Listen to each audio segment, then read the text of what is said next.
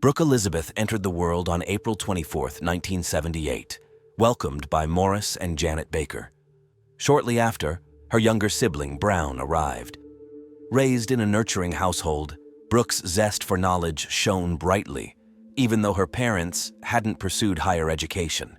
She harbored aspirations to venture beyond her hometown of Vincennes, Indiana, a historic settlement and the administrative heart of Knox County.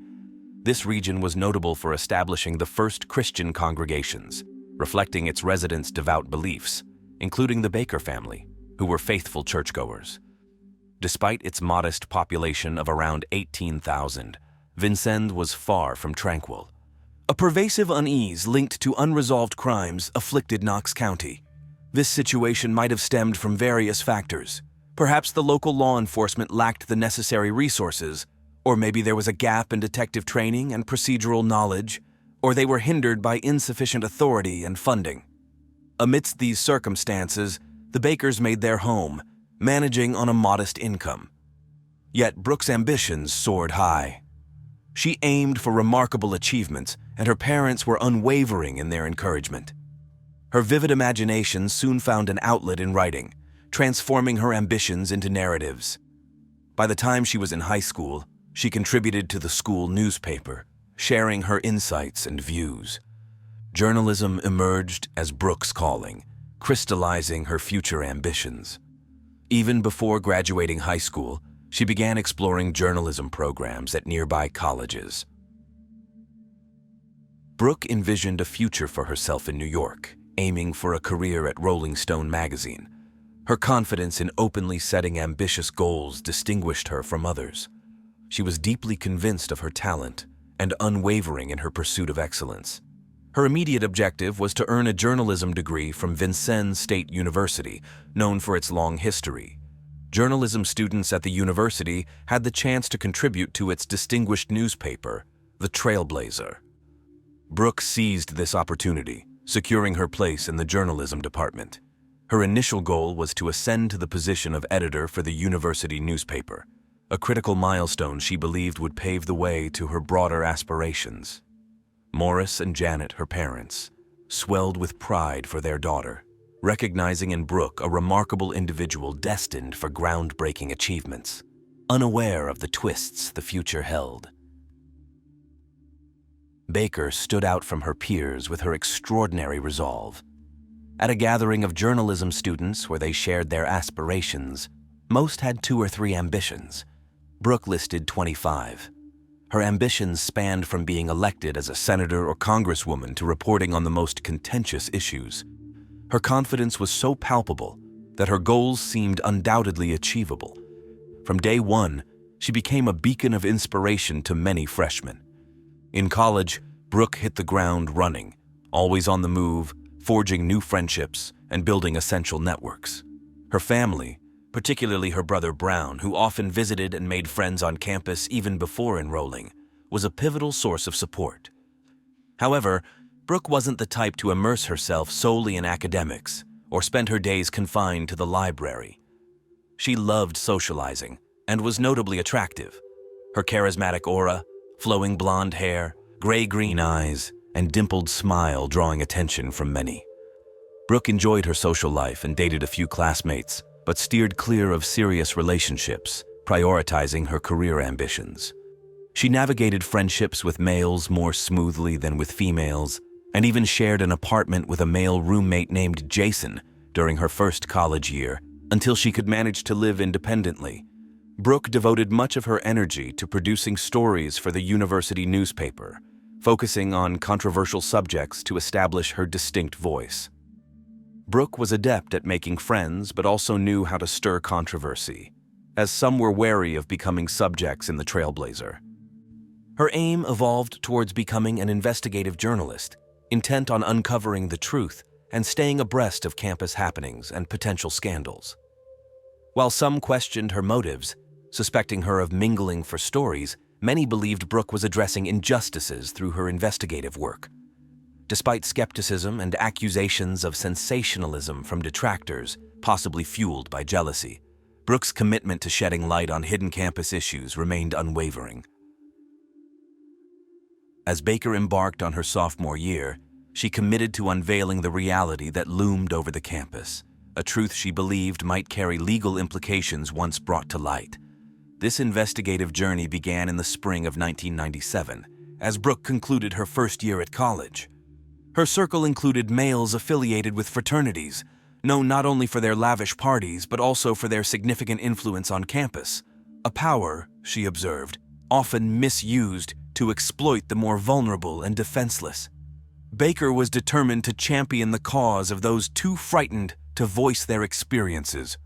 Fraternity initiation processes are notorious for their rigorous demands on aspirants, requiring them to undergo various tests to demonstrate their eligibility for membership. Among these tests, some challenges pushed the boundaries of decency, from daring tasks like impulsively kissing a stranger to more grievous allegations. Whispered accounts of coerced sexual encounters began to surface, painting a grim picture of young men seeking to assert their dominance over unsuspecting females as a rite of passage into these fraternal orders. Victims of such violations typically remained silent, fearing the stigma that could mar their reputations. Brooke aimed her investigative lens at one of the campus's most prominent fraternities, implicated in these egregious acts against women. Armed with information and a fierce resolve to uphold justice, Baker refused to remain silent in the face of what she perceived as a grave injustice. In the spring of 1997, Brooke initiated her investigation into the troubling incidents within campus fraternities, carrying her efforts into the fall of her sophomore year. Despite the inherent risks and cautionary advice from some faculty members, Brooke's determined nature only fueled her resolve to delve deeper. Intriguingly, her connection to the fraternity in question was closer than most. Her roommate Jason was not only a member, but also deeply integrated with those at the heart of the allegations, making him an invaluable informant. With Jason's assistance, Brooke planned to firsthand witness the fraternity's activities during their infamous Thirsty Thursday parties, known for their late-night revelries. Accompanied by her friend Shauna, another editor of the college newspaper, and her supportive brother, now a fellow student, the group immersed themselves in the event's festivities. Brooke and Shauna engaged with various attendees, subtly gathering information. Their investigation bore fruit when they acquired contact details for a young woman who alleged she had been coerced into sexual acts by a fraternity member. Unbeknownst to Brooke, their investigative activities did not go unnoticed, attracting attention in the crowded, boisterous setting, including that of the fraternity brothers themselves. Following the party, Brooke faced ominous threats warning her to cease her inquiries, stirring concerns among her friends about potential repercussions, including the possibility of expulsion for conducting an unauthorized investigation. However, Brooke's circumstances had changed. She was now financially able to live independently from Jason, moving into a unique house strategically located across from the journalism laboratory and near most of her classes. Her neighbors, a couple of faculty members who served as her mentors, admired Brooke's drive. Additionally, the property belonged to a local police officer, providing an added sense of security. Brooke felt reassured, knowing support was close at hand should any problems arise. The motivation for relocating stemmed from the verbal threats and emails she encountered. On a bright summer day, while Brooke was visiting a friend's residence, a vehicle carrying several men arrived. They began shouting at her and menacingly warned that her life was at risk if she did not cease her actions. These individuals were part of a male fraternity. Regardless, with the commencement of the upcoming semester, Baker persisted in her investigation into the assaults on women by fraternity members. It was the final year of her program, after which she intended to move to somewhere within New York. She never anticipated that this term would mark not only her last at Vincennes University, but also the conclusion of her life. Baker's inquiry was approaching its conclusion, and she was thrilled as she was on the verge of revealing the truth regarding the incident involving the girl who alleged she was assaulted on the steps of a student residence. Brooke had already made a phone call and arranged an interview with this student, planned for mid-September. Baker was documenting this narrative to prevent other female students from enduring similar experiences, yet she was unaware that she would shortly become the target of a crime herself. On the evening of September 7, 1997, at 21:34, the Indiana State Police Department received an urgent call. The alarmed voice on the line belonged to Brown Baker, Brooke's younger brother, who reported a dreadful sight at his sister's residence. At just 18, the gruesome discovery he made that night was something he would likely never forget. Brown frequently visited Brooke at her home near the campus, as their parents were concerned about her living alone, and he sought to alleviate their worries. Earlier that day, he had checked in, but Brooke was not there. Returning in the evening, he knocked on the door again, but got no response. Sensing something amiss, he used his key to enter. Calling out for his sister without getting a reply, he proceeded further and noticed the sound of running water. Thinking Brooke might be in the shower, he knocked loudly but was met with silence. Cracking the bathroom door open, he found it empty except for wet towels in the bathtub. After turning off the water, Brown headed to the bedroom where he immediately spotted Brooke, naked and lifeless on the bed. In the dim light, it became clear she wasn't sleeping. His initial reaction was to cover her with a blanket, believing that no one should witness his sister in such a condition. Then he left the house and called 911. By 10 p.m., officers had arrived and promptly secured the area with yellow tape, blocking off the house and surrounding yard to ensure no further disturbances. However, word of the tragedy quickly spread beyond the police barriers, reaching the student community and almost instantaneously, Brooke's parents, signaling a horrific turn of events had taken place.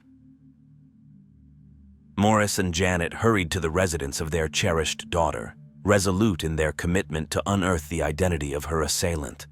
Amidst Janet's distraught attempts to reach her daughter's body, detectives meticulously examined the crime scene. The presence of wet towels in the bathroom, alongside a nearby bottle of bleach, led investigators to deduce that the culprits had attempted to erase their traces. The discovery of 2 depleted bottles of dish soap in a kitchen sink brimming with water indicated a significant effort to cleanse the scene, with a concealed knife found beneath the pile of plates. Brooke's body bore several stab wounds, delivered with tremendous force by a sharp implement, and she had been sexually assaulted by her assailant, enabling forensic experts to collect DNA evidence from seminal fluid. Preliminary assessments indicated she had been deceased for no more than a day. In their quest for leads, detectives interrogated Brown to compile a list of potential suspects and individuals close to Brooke. They were unprepared for the extensive network of Brooke's social interactions, realizing the daunting number of interviews that lay ahead. The news of the demise of Brooke Baker, a driven journalism student who always pursued the most challenging stories, sent waves of disbelief through the faculty. The investigation took a significant turn as the police embarked on a detailed reconstruction of the events leading up to Brooke's untimely death, aiming to piece together the narrative of her final day. It was a quiet Saturday, the 6th of September, 1997, with no academic sessions in place, yet Brooke's schedule was packed. She traversed various locations both on and off the campus, engaging with numerous individuals. A campus security officer last spotted her around 1 a.m., making her way home accompanied by another student. 19 hours thereafter, Brown stumbled upon her remains. During this extensive time frame, Brooke endured a vicious assault. She suffered from numerous contusions and 13 puncture wounds inflicted by a steak knife discovered in the sink. Despite the assailant's efforts to cleanse the knife of all traces, a tiny fragment of tissue lingered. The DNA evidence retrieved from the semen was catalogued as number 137F. The next step was to identify its owner. Authorities vetted every male acquaintance of the victim, conducted interviews with roughly 1,000 students, and collected over 100 DNA samples. Yet none correlated with specimen 137F suspects, spanned across a fraternity that had issued threats to Brooke, her former boyfriends, and even her property manager. Still, none of these leads bore fruit. With over 400 interrogations conducted and a database encompassing 572 individuals linked to the case, no matches were found for 137F. As weeks rolled by, the Baker family sensed a standstill in the probe. Brooke's parents voiced to the press their need to persistently inquire about the investigation's status. Despairing of police efforts, they arranged community gatherings to discuss not just their daughter's tragic end, but also the myriad unresolved issues plaguing Knox County. Brooke's mother, Jeanette, lamented to journalists that her daughter was deprived of the ability to breathe, laugh, or speak, and her son was left to bear the burden of his witnessed horrors, while the perpetrator roamed free. Each passing day granted the murderer another day of liberty. The Baker family persisted in distributing flyers across the city, showcasing pictures of people who had perished in Knox County and whose mysteries were yet to be solved. They pondered whether Brooke's demise would end up being merely another number. The campus students no longer experienced a sense of security following the savage killing of a fellow student. A haunting hope lingered, filled with terrible connotations that the criminal might commit another act. Nonetheless, life in the city continued as Brooke Baker lay in eternal rest until 2 years later, a new incident unfolded that appeared strikingly similar to the Vincennes law enforcement. On the morning of Monday, July 5, 1999, detectives entered a different apartment located merely 7 blocks from Brooke's grim discovery site. This residence was home to another student from Vincennes University, Erica Norman. Born to Dean and Elaine on November 13, 1977, Erica grew up with 3 siblings. Throughout her high school years, she excelled as a royal ambassador, engaged in softball, gymnastics, joined the drama club, and was an active participant in the Spanish Honor Society. By 1999, Erica had reached the age of 21 and was immersed in studying foreign languages while also taking broadcasting courses at the university. She held the position of vice president in the women's club Alpha Theta Chi and harbored aspirations of globe-trotting. However, Erica had mysteriously disappeared. The Vincennes police were alerted by a neighboring resident who noticed that the sound of flowing water had been emanating from Erica's apartment for an extended period. With no response to his knocks and the door strangely unlocked, the neighbor felt compelled to investigate. Inside, he found the bathroom taps fully open. Upon shutting off the water, he was alarmed by the sight of what appeared to be blood spatters on the wall, prompting him to exit promptly and dial 911. Inside Erica's chaotic apartment, officers endeavored to piece together the events.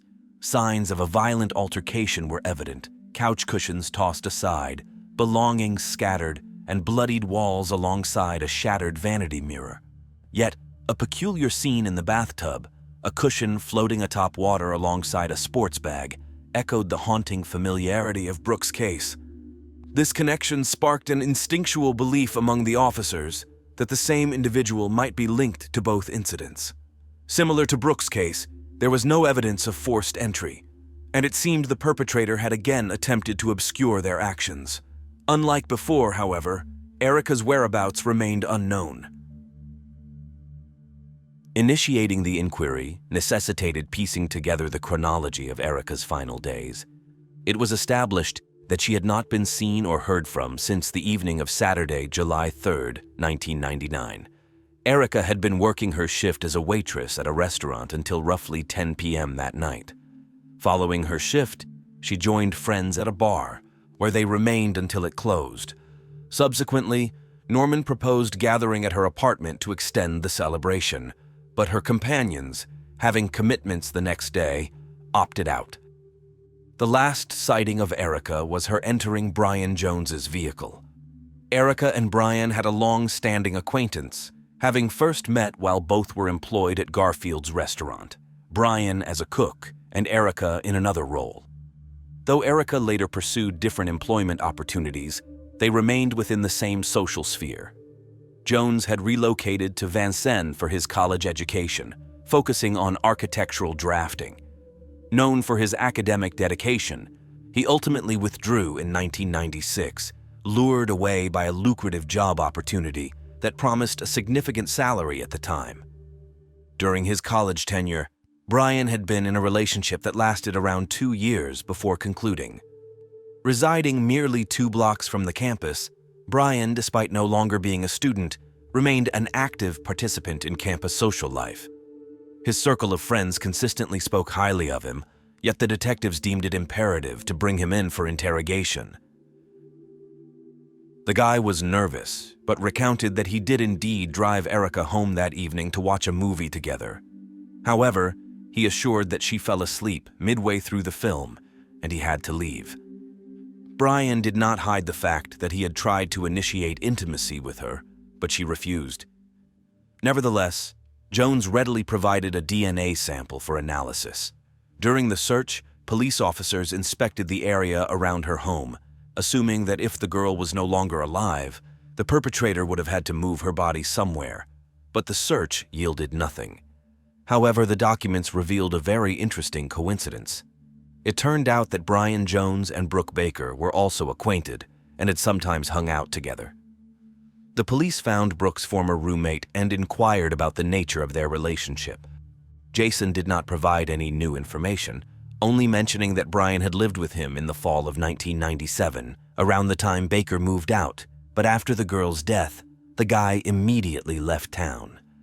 After speaking with Brian's former employers, the detectives learned that this was the well-paying job he had unexpectedly quit, leaving everything behind.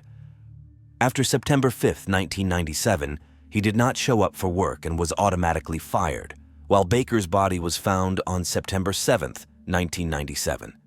Since he was not a student at the time and had left town, the detectives had not paid him any attention. After a thorough inspection, a tiny blood spot was found on Brian's shoe.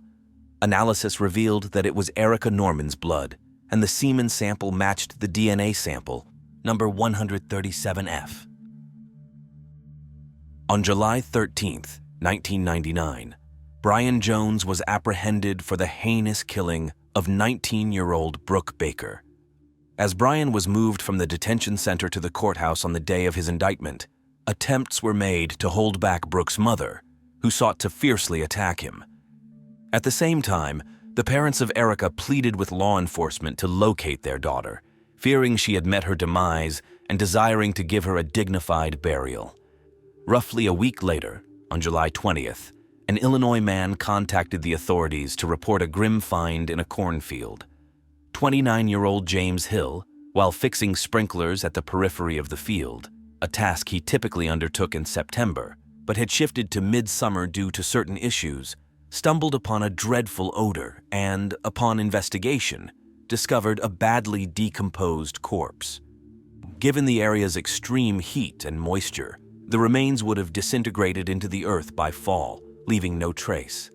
This cornfield, situated just over the Wabash River, which divides Indiana and Illinois, lay approximately 3 miles from the lost student's residence. A post-mortem examination verified the corpse as Erica Norman's. During his transfer to the court, Brian was clad in a protective vest. In an effort to evade the capital punishment, he entered a plea agreement, acknowledging his role in Erica's demise, while continuing to reject any participation in Brooke's killing. He was ultimately condemned to a term of 60 years for confessing to Erica's death, in addition to receiving a perpetual incarceration without the chance for parole for the murder of Brooke Baker. The narrative unraveled as a young man began monitoring the life of a budding journalist by settling into the residence previously occupied by her roommate. Brian absorbed every detail of a looming scandal linked to fraternity misconduct she was probing. He aimed to capitalize on Brooke's vulnerability. She might have initially suspected those who had menaced her, ultimately casting suspicion on the entire college community. But an error occurred, and Brian took her life. He was convinced of his ability to elude capture, given his lack of affiliation with the school and the fraternity, the latter being the initial prime suspects due to their intimidation of the victim. His misdeed could have gone undetected if not for his acquired penchant for violence and his false sense of invulnerability, leading him to commit a subsequent murder mirroring the first. Erica's demise was necessary for the apprehension of the perpetrator behind another's, Brooke Baker's, murder. Brian refrained from testifying in court, but years afterward, he penned a letter to the Baker family, seeking clemency for his heinous acts. Nonetheless, his regret cannot restore the lives of the 2 young girls. The narrative unfolds in northern British Columbia, Canada, during the sweltering month of July in 2019. This region, renowned for its breathtaking vistas that extend to the borders of Yukon and Alaska, is enveloped by forests, valleys, volcanic rock landscapes, and mountain ranges. It presents travelers with a plethora of outdoor pursuits, ranging from trekking and angling to skiing and open water swimming. A young duo, eager to embrace all that British Columbia has to offer, embarked on their eagerly anticipated getaway to revel in the wilderness's splendor. Chinna Dees, 24, and Lucas Fowler, 23, were the embodiment of youthful adventure and freedom. Lucas, hailing from a large family in Sydney, Australia, and the son of New South Wales Chief Police Inspector, had cultivated a love for travel early on, which eventually became his life's purpose. As he matured, his ambition was to explore as many diverse places on Earth as possible. Engaging in activities like hiking, camping, surfing, and swimming was integral to Lucas's lifestyle. His quest for adventure led him on a 2-year globe-trotting backpacking journey. In 2017, during a stop in Croatia, Lucas encountered another significant passion. Chinna Noel Dees, a North Carolinian studying in Europe and working on a vineyard farm to fund her travels. Over a few years, Dees managed to visit 13 countries. Their shared passion for exploration bonded them so tightly that they quickly became a pair, with their families also forming a close bond. Their loved ones were convinced that the couple's relationship would thrive beyond the mundane, filled with bliss and overcoming any hurdles. Stephen, Lucas's father, remarked that Chinna became a part of their family the moment she captured Lucas's heart. Both sets of parents rejoiced in their children's partnership, recognizing them as an ideally matched pair. Despite the considerable distance between them, Chinna and Lucas maintained a strong connection, spending hours on the phone reminiscing about past adventures and eagerly planning future ones. During their 2 years together, they explored Central and South America, Japan, and Southeast Asia. They celebrated Christmas in America with Chinna's family before Lucas took a job at a ranch in British Columbia. Now, with a visa in hand, the vast distance that once seemed daunting was no longer an insurmountable barrier, making it much easier for them to bridge the gap. Several months later, the duo planned a modest vacation together. Chinna reunited with Lucas, and they resolved to explore the provinces of Western Canada that summer. The pair were keen to visit Canada's national parks, aiming to conclude their journey in Alaska. They had been looking forward to this expedition for months, anticipating the joy of being together again. Fowler had fixed up his blue 1986 Chevrolet minivan, and now they embarked on their adventure. On the night of July 13, 2019, the couple made a stop at a service station in Fort Nelson, British Columbia. Security footage showed them inseparable, oblivious to their surroundings. These clips would later be scrutinized repeatedly by both law enforcement and family members. Chinna consistently updated her mother, Sheila, on their trip's progress. In her final text, she mentioned they would soon be unreachable to keep her mother from worrying. Roughly 200 miles from the service station, their vehicle encountered a pothole and broke down. This occurred on July 14th along the Alaska Highway, also known as Highway 97, near the sought-after Liard River Hot Springs tourist spot. As Lucas lifted the hood to diagnose the issue, another vehicle pulled up. The driver, Charles, noticed their malfunctioning van and offered assistance. Yet Fowler, with a smile, assured him they had everything under control. He stated his intent to attempt repairs and, failing that, to call for a tow truck the next day upon reaching an area with phone service. Charles mentioned he'd be camping with friends a few miles away and would pass by again the next day, offering help if needed. After exchanging goodbyes, he drove off.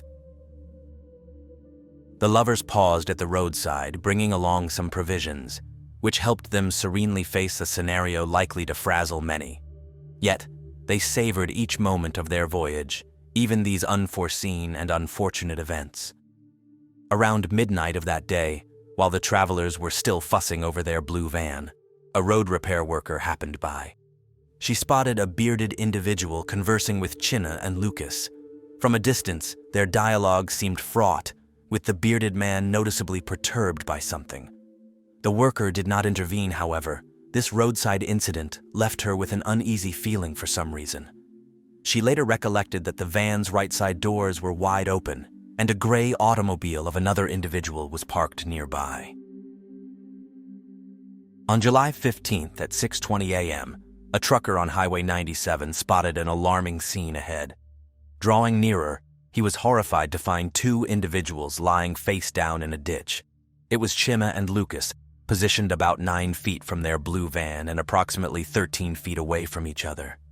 They were unresponsive and cold to the touch, exhibiting no signs of life.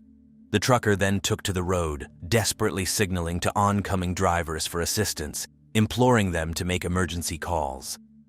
Following this, the police were alerted by a wave of calls about the event, with law enforcement arriving on site at 7:20 a.m. The responding officers observed the trucker attempting to navigate through the distressing situation he had encountered. It was determined that Shinna and Lucas had succumbed to gunshot wounds, as indicated by the autopsy showing entry and exit points. The van's doors remained ajar, with its rear window smashed. Close by, investigators found 5 spent bullet casings and Dez's mobile phone, though Fowler's mobile remained unaccounted for. Just after 9 a.m., Charles, along with other vacationers who had interacted with the couple the previous day, returned as they had promised, only to be met with police barricades, leading to disbelief at the grim development. While the police withheld specifics, the proximity of the assailant became a growing worry. In an effort to gather evidence, detectives appealed to anyone who had traveled this segment of the Alaska Highway 97 from the evening of July 14th to the next morning, to share any dashcam footage with the authorities. The heinous murder of an Australian man and an American woman in Canada quickly escalated into a high-profile international case, attracting extensive media coverage. Promptly, Fowler's father, a distinguished police official in Australia, reached out for details about the catastrophic event that befell his son and his partner. Canadian detectives clarified that this incident appeared to be an isolated event, emphasizing their commitment to capturing the culprit as a paramount concern. As whispers about the Alaska Highway 97 event began circulating, a bystander who had witnessed China and Lucas conversing with a bearded individual approached the authorities with a description. The Royal Canadian Mounted Police then produced a composite sketch from this account and circulated it through the media. This development struck a chord in Australia, leading Australian law enforcement to extend their assistance to their Canadian counterparts. They aimed to support their fellow officer, Stephen Fowler, grieving his son's loss. Consequently, the commissioner dispatched 2 detectives to aid in the probe and foster liaison. In a separate account, another individual, who had pulled over in the vicinity for a brief rest, reached out to the police.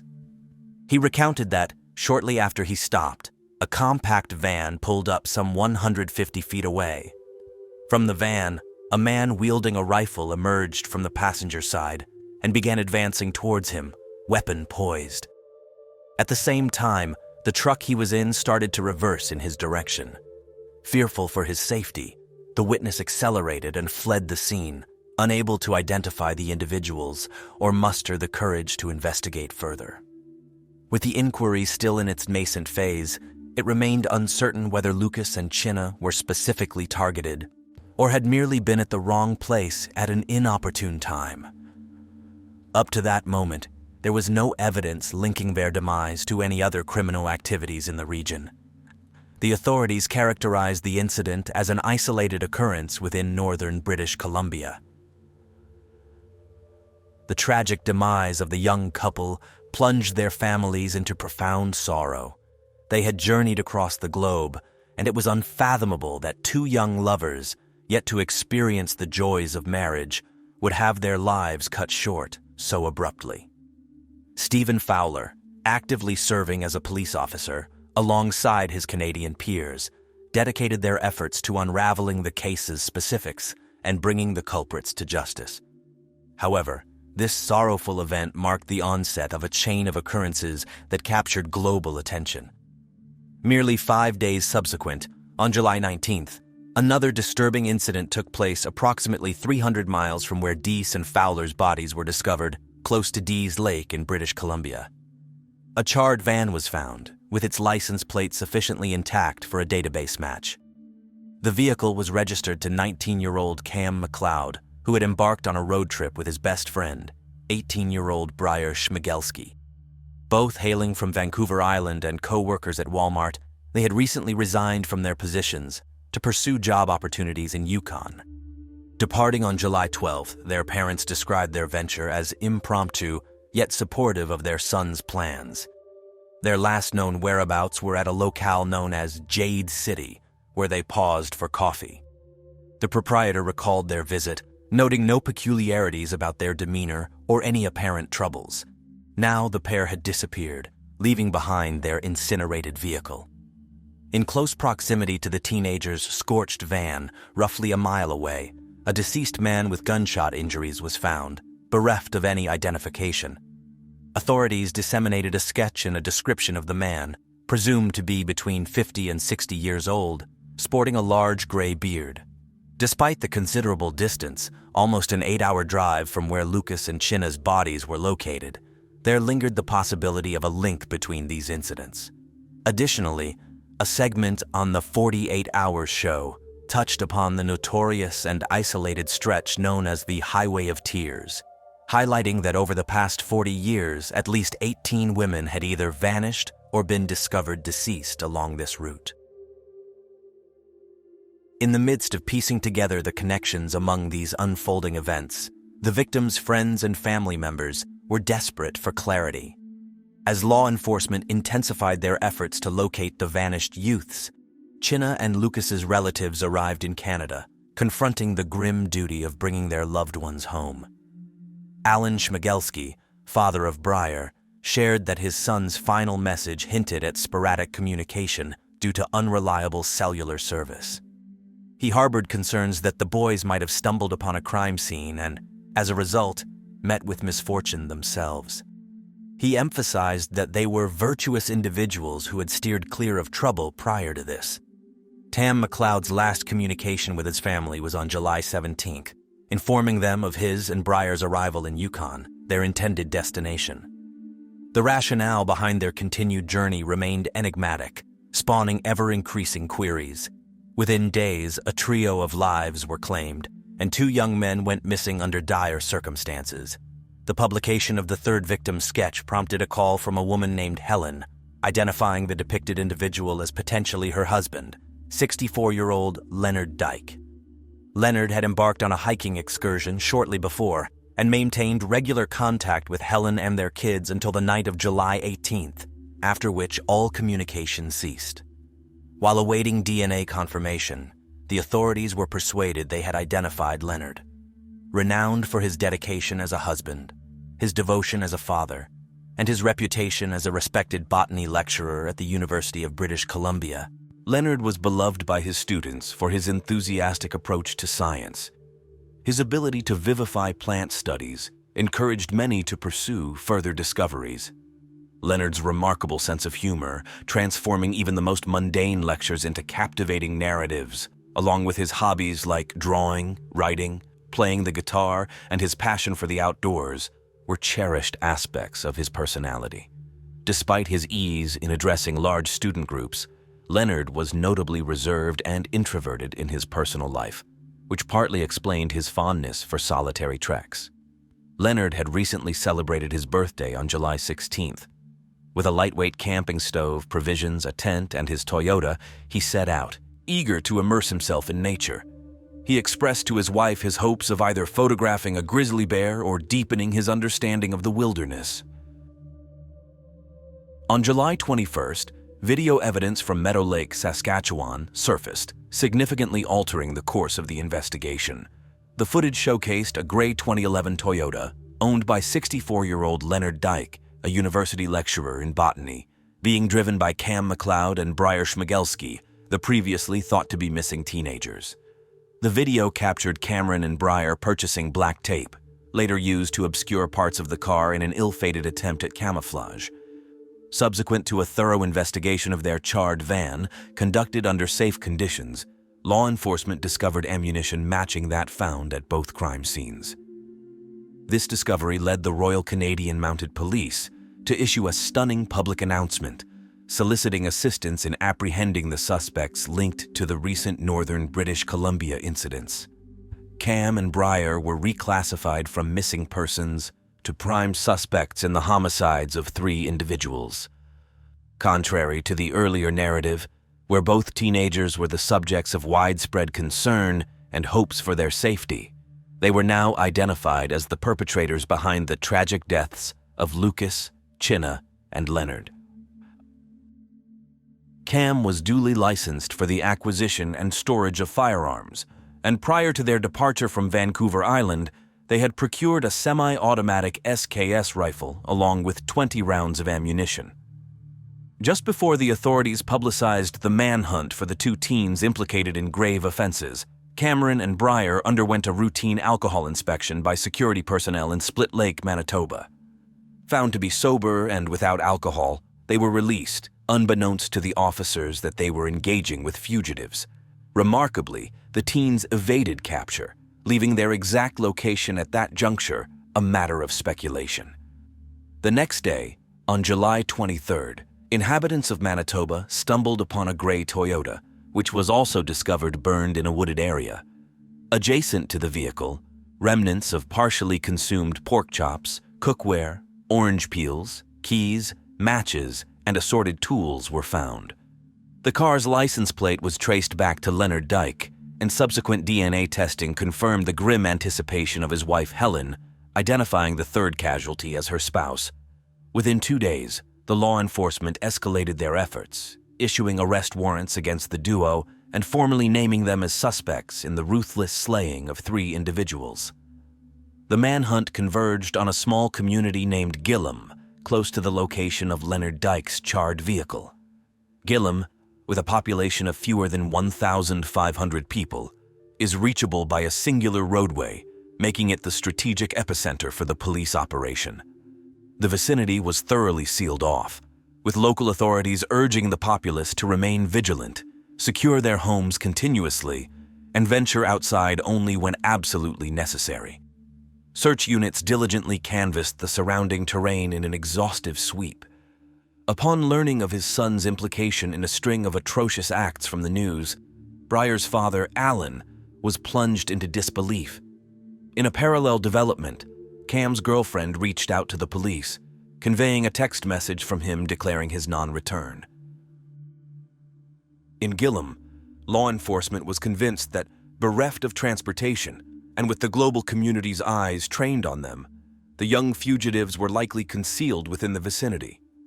The police presence in the town surged from a handful to a robust force of officers patrolling the streets around the clock.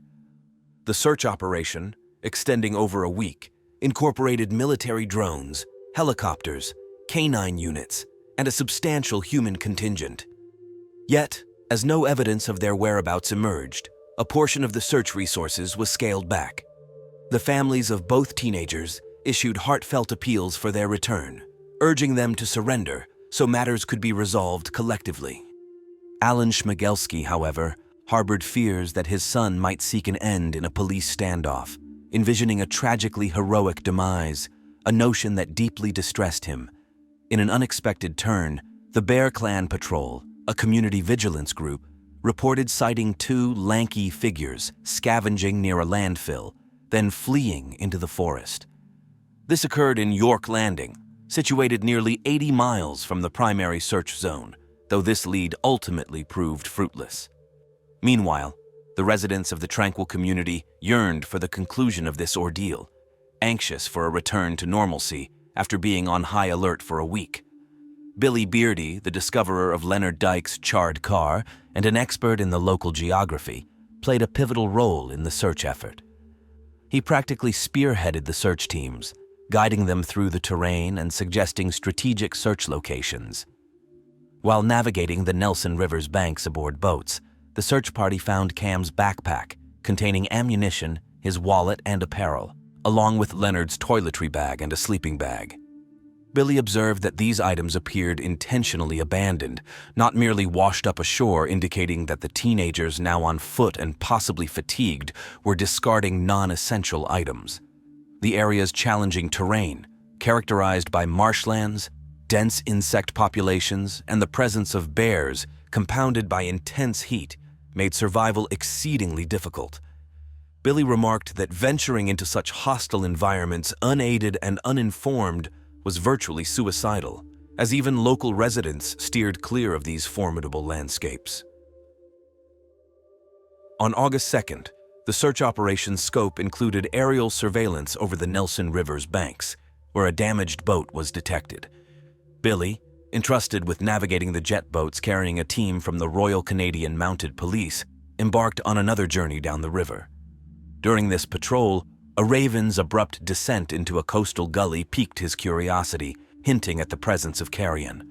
This intuitive observation proved pivotal when, on August 7, 2019, exactly at the spot Billy had marked due to the raven's activity, law enforcement discovered human remains. In a dense thicket near a stream by the Nelson River, close to where the teenagers' burned vehicle was located in Gillum, lay the bodies of Cam McLeod, 19, and Briar Schmigelski, 18, marking the culmination of a nationwide manhunt, nearly 2,000 miles from the saga's inception. For over half a day, Billy Beardy was instrumental in facilitating the movement of police and forensic experts across the river, acknowledged by officers as indispensable to their efforts. The timing of the duo's deaths was unclear, but the forensic examination concluded that Cam had fatally shot Briar and then himself, presumably in fulfillment of a mutual pact. Found near Cam's body was one rifle, with another still clasped in his hands. Additionally, a digital camera owned by Leonard Dyke was discovered in proximity, housing 6 video recordings and 3 photographs, including one of Briar brandishing a semi-automatic rifle and a selfie of Cam. In the initial video, the teenagers confessed to all 3 murders without delving into their motives.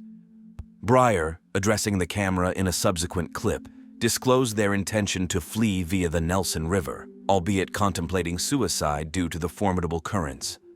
A later video saw them vacillating, plotting to continue their killing spree across Europe or Africa by boat. Nonetheless, subsequent recordings reverted to their original resolution to end their lives, with a request for cremation upon discovery. The discovery of the videos left the authorities to characterize the footage as chilling and devoid of empathy. Briar's father, reeling from the revelations, expressed a desire to view the recordings firsthand. The police assessed that both youths were complicit and willingly participated in their actions, without clear evidence of a dominant influencer. Despite intense public curiosity and media scrutiny, the decision was made not to release the footage, respecting the victims' families and preventing the glorification of the perpetrators' actions, which could potentially spur similar incidents. The investigation uncovered disturbing facets of Briar's character, including a fascination with Nazi ideology and a collection of related memorabilia, alongside a long-standing interest in weaponry. Alan Schmigelski, Briar's father, recounted how his son became increasingly withdrawn, turning to online content and video games for comfort post-divorce, seldom engaging socially or expressing his emotions. Briar had even speculated with friends about the real-life application of scenarios encountered in video games, displaying a troubling enthusiasm. Cam's relatives were dumbfounded, unable to reconcile the actions attributed to the gentle and respectful young man they knew. Both families grappled with profound regret over their failure to recognize the dark path their sons had embarked on. The summer of 2019 witnessed an unprecedented manhunt across Canada, culminating in an enigmatic close with no discernible motives or explanations forthcoming. Billy Beardy emerged as a key figure in the resolution of the case, later receiving recognition from the Keewatin Tribal Council for his pivotal role in the search efforts. Honored with a star blanket and an eagle feather, he was celebrated as a community stalwart. Beardy's alert response to the Ravens' activity underscored his invaluable contribution, without which the pursuit might have prolonged indefinitely. This tragic sequence of events, resulting in the loss of 5 lives, leaves a lasting imprint of sorrow. The families of those lost hope for their loved ones to be remembered, not for the manner of their passing, but for their lives filled with joy, inspiration, and resolve.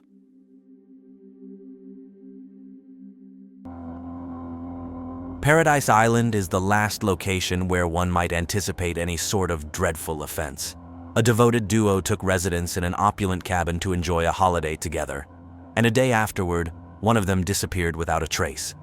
The event we're discussing today took place on the enchanting island of Vincennes, adorned with grand Buddhist shrines, mountains that capture the imagination, bustling thoroughfares, and pristine sandy shores. All of this is situated in the remarkable nation of Thailand. Owing to its vibrant culture, sumptuous cuisine, and diverse natural wonders, millions of tourists from across the globe visit Thailand annually. The island is often likened to Spain's Ibiza. The inhabitants of this nation are exceedingly serene and friendly, and indeed this location is dubbed the Land of Smiles. After a journey to Thailand, you will be left with an ocean of memories to cherish for a lifetime. Whether it's vibrant nights in the metropolis, treks in the mountains, unwinding on the beaches, or pursuing spiritual enlightenment. Further to the south, in the Gulf of Siam, resides the island of Vincennes, home to nearly 12,000 inhabitants and spanning an area of 48 square miles. A significant portion of it boasts spectacular beaches. Beyond the beaches, a multitude of restaurants and shops populate the town and its roads. This island is famed for its monthly full moon party, drawing in tens of thousands of visitors on each occasion. Revelers converge on the beaches to dance the night away, sipping cocktails under the moon's glow. Electronic music fills the air across the town, with bars and eateries staying open till the break of dawn, and numerous attendees delay their sleep to experience this enchanting event. The celebration extends over 3 nights. This custom began in the 1970s when the island served merely as a waypoint for travelers en route from Thailand to India. The full moon party turned the tranquil hamlet into a bustling island metropolis. However, the aftermath of such intense partying and unbridled drinking is appalling, leaving behind a mess of food packaging, empty bottles, and even evidence of illicit substance use, such as syringes. These remnants litter the streets and beaches of Vincennes, forcing the local community to address the aftermath of the nocturnal festivities. August 3rd, 2023, dawned as a typical day on the island. The previous night had seen yet another celebration in honor of the full moon. Some visitors were already savoring their morning coffee. Others were grappling with the after effects of a severe hangover from the previous night's drinks, while some relished the crisp morning breeze. At 12:30 local time, a sanitation worker conducting his routine collection at the local landfill spotted something out of the ordinary. On a closer examination, he uncovered a peculiar fertilizer sack brimming with damp, decaying matter, initially resembling the remnants of a deceased animal discarded within. Yet a more detailed inspection left him visibly shocked. Enclosed within the sack were human body fragments. Subsequent investigations revealed he had stumbled upon a human pelvis and internal organs. The responding officers deduced that the remains could not have been of a local due to the large size of the body parts. This discovery was the beginning of a grim sequence, with fertilizer and garbage bags containing various human remains being found across the island by other inhabitants. In total, 14 bags were uncovered, spread out over a vast area. Initially uncertain whether they pertained to a single individual or multiple, the police, suspecting the victim was probably a tourist, acted swiftly. The local authorities promptly disseminated a cautionary notice amongst the island's populace. A thorough search of the same landfill later revealed another bag, this one containing human legs and articles of clothing. From these clues, it was inferred that the act had been committed roughly 36 hours earlier, based on the state of decomposition observed. Following DNA testing, forensic experts identified the remains as belonging to an individual named Edwin Arrieta Arteaga. However, the specifics surrounding the victim's identity, the cause of his demise, and the reason his remains were dispersed across the island remained unclear. Edwin Arrieta Arteaga hailed from Santa Cruz del Islote in the northern region of Colombia. He grew up under the care of two devoted and prosperous parents. His father was employed as a technician fixing radios and televisions, while his mother, a retired educator, was a pillar in their community. Despite living apart, Edwin's mother frequently visited them until her untimely death at the age of 44. Edwin harbored aspirations of relocating overseas to pursue a career in surgery, dedicating himself to his university studies to attain a medical degree. After years of dedication, the burgeoning specialist relocated to Monteria, where he swiftly established himself as a distinguished plastic surgeon. Over a decade, he conducted hundreds of cosmetic procedures, becoming the surgeon of choice for many aspiring patients. Edwin was later inducted into the Colombian Society of Aesthetic and Reconstructive Plastic Surgery, a globally recognized body. With a following exceeding 35,000 on his personal and professional social media accounts, he achieved fame both domestically and internationally within the cosmetic surgery field. In December 2022, Edwin began exchanging messages with a young Spaniard from Madrid, Daniel Sancho Branchalo, who was nearly 2 decades his junior. Daniel was notably attractive, with sun-bleached long hair and a well-defined physique. Their correspondence quickly grew frequent, evolving from friendship to romance. The two exchanged a series of explicit photos and messages, and over time, Edwin's connection with Daniel deepened from casual interactions to a committed relationship. The surgeon started transferring substantial amounts of money to Sancho, exceeding 20,000 euros per month, to support the establishment of his own eatery, along with offering him a credit card for unrestricted use. Their affair was kept under wraps, yet Edwin began envisioning a shared future with Daniel beyond Colombian borders. He schemed to inaugurate 2 clinics in Spain, specifically in the significant cities of Barcelona and Madrid, envisioning a life there with Daniel before potentially relocating to London or another locale. Edwin, a globetrotter at heart with a substantial financial reserve, never found traveling a hurdle. Indeed, he frequently ventured out of Colombia for a change of scenery. On this occasion, Daniel extended an invitation to him for a getaway in the scenic nation of Thailand, aiming for a secluded rendezvous away from their professional lives and intrusive eyes. A holiday in Thailand presented an ideal opportunity for a clandestine meeting, making it the chosen destination. They arranged their stay at a hotel from July 31st to August 3rd, perfectly timing it with the full moon party. On August 1st, 2023, their paths crossed on the island of Vincennes, where Daniel proposed they revel in the famed celebration and enjoy moments of privacy. Branchalo had arrived a day earlier, on July 31st, greeting Arteaga at the airport and escorting him to their accommodations at the Had Salad Villa Resort, in a sumptuously appointed bungalow secured for their visit. It appeared both men were overjoyed at their reunion, eagerly anticipating the quality time they would share in each other's company. Daniel Sancho Branchalo entered the world on June 11, 1994, as the eldest son of the renowned Spanish actors Rodolfo Sancho Aguirre and Silvia Branchalo. Their paths crossed during acting classes, leading to Daniel's birth when they were merely 19 and 18 years old, respectively. The duo remained together for a little over a decade before deciding to part ways amicably. Daniel was raised by his father in a family where public attention was the norm, affording him a life of considerable ease and leisure. Known for his cheerful demeanor and athletic prowess, Sancho was fond of engaging in sports like tennis and surfing. Despite his lineage's prominence in the entertainment sphere, he chose to pursue a passion for culinary arts and hospitality. Working for the upscale catering firm Labum, Daniel's professional endeavors, though passionate, fell short of yielding the financial rewards he sought, earning him merely a fraction of what his family members made.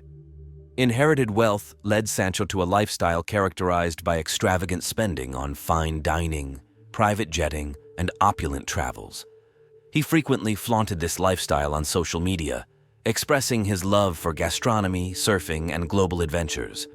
Yet, contrary to expectations, his public persona attracted minimal media spotlight. His social media presence barely garnered interest, and his YouTube channel, despite showcasing high-quality culinary videos produced with pricey equipment, struggled to amass a significant following, not even reaching 1,000 subscribers. Despite his famous familial background, Daniel's public recognition was surprisingly modest. A lover of travel, nightlife, exceptional cuisine, and surfing, Thailand ranked among his top destinations, making it an ideal setting for time spent with Edwin. Daniel and Arteaga's relationship spanned approximately a year, during which Daniel maintained a concurrent long-standing relationship with a Spanish woman for 5 years, with plans for future matrimony. This parallel life remained hidden, just as Edwin remained unaware of his unwitting competition. Arrieta set foot on the island on Tuesday, August 1st, and his family was aware that he had planned a getaway with his boyfriend, Daniel. As time elapsed without any communication from Edwin since his arrival on Vincennes Island, his family's concern escalated. This break in communication was out of character for Edwin, who typically maintained regular contact during his travels. Aware of his relationship with Daniel, Edwin's sister reached out to him via social media to inquire about her brother's unusual silence. Daniel expressed his own concerns, stating that he had planned to meet Arrieta on August 1st but hadn't been able to. Edwin's sister persuaded Daniel to report her brother missing to the authorities. Daniel agreed, mentioning he'd go to the police after taking a shower. Eventually, albeit hesitantly, he adhered to her suggestion and approached the police, where the officers noted several scratches and cuts on his face and hands. Given the recent discovery of dismembered body parts across the island, Daniel's appearance raised suspicions, prompting the police to detain him for further investigation and to conduct a search of his bungalow. At first glance, the bungalow was in pristine condition, with a spotless bathroom, kitchen, and bedroom. However, a more thorough search by forensic experts unveiled disturbing evidence. The drainage system was blocked with human hair and a substance that seemed to be human tissue, particularly fatty tissue.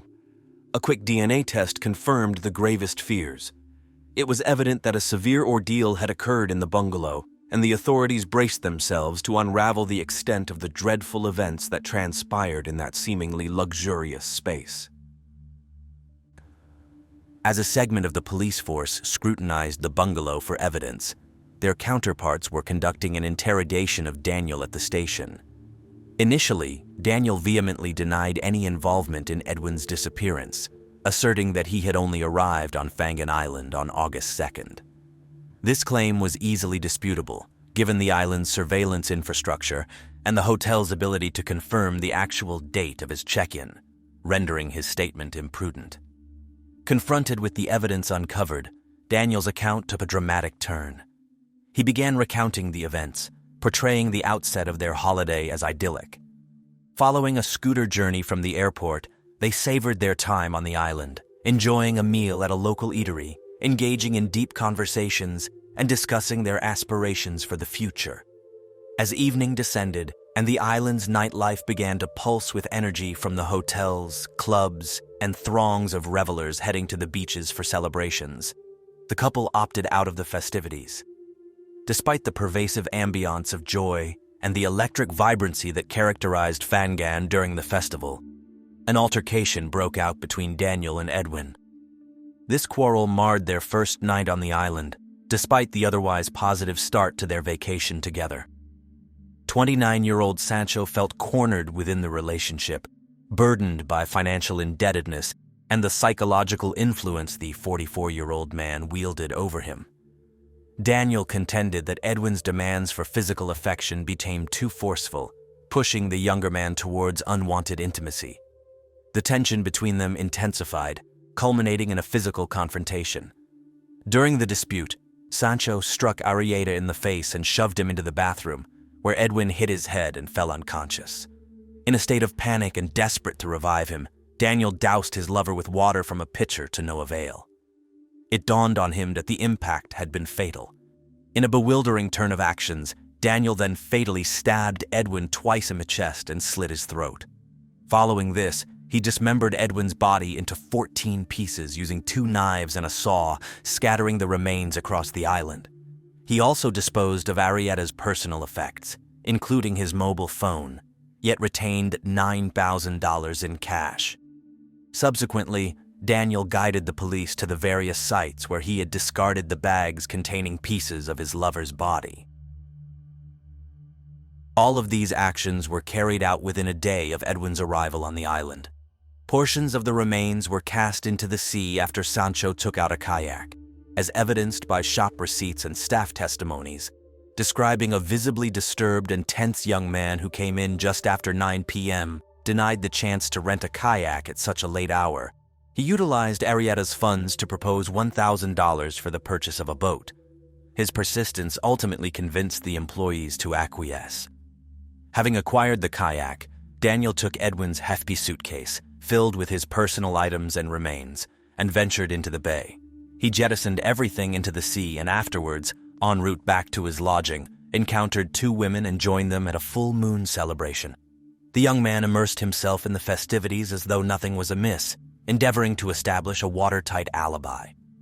After reveling in the boisterous music and the tumult, Sancho made his way back to his bungalow and retired to bed, disregarding the fact that parts of Edwin's body were still in the adjacent room. Despite the evening's events, Sancho managed to find rest, his demeanor so impassive that he could sleep soundly with his departed companion just a short distance away. The following day, he rose early and roamed the island, dispersing bags filled with the ghastly contents in various locales. He departed the villa early Thursday morning, moments before the discovery of the first bag at the refuse site. In their quest to understand the motive for the crime, the authorities interrogated Daniel about his association with Edwin. His response was surprisingly candid.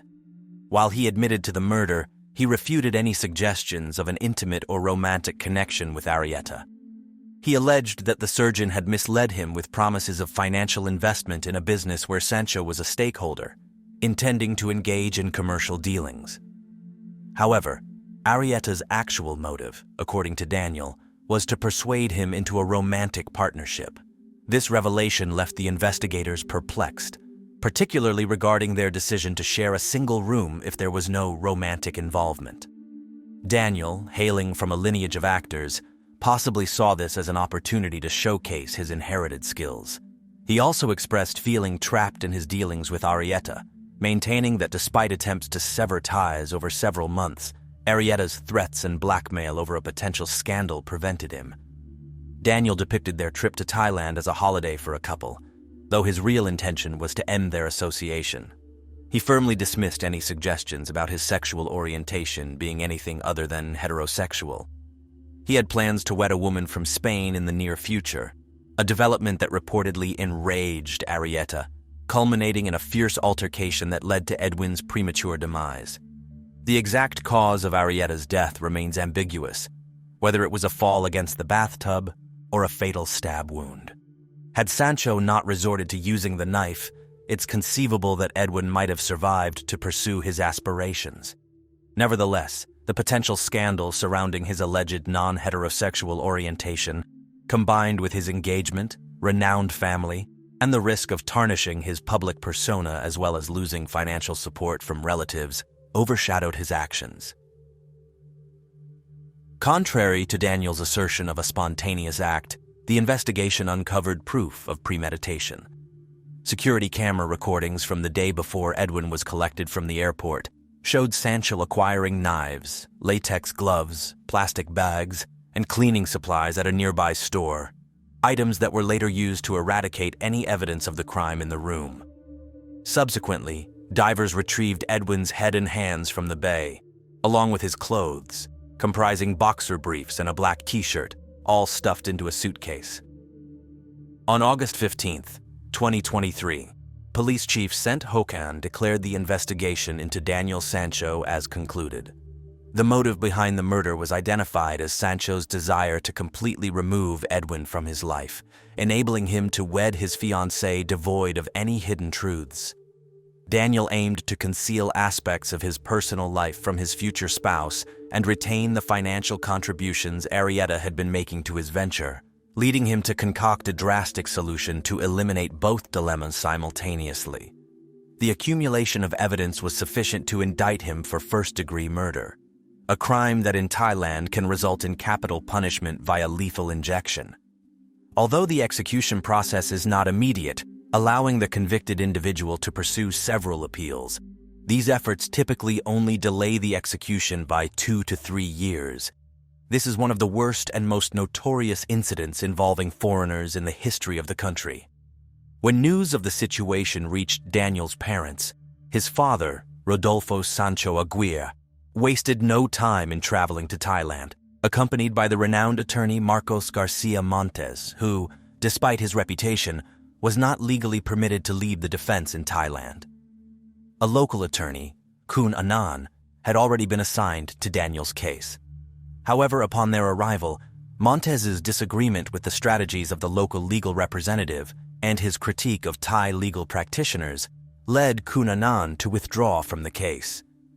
Consequently, the Sancho family found themselves in urgent need of securing another competent Thai lawyer for Daniel amidst a highly complex legal scenario and the intricacies of the Thai judicial system.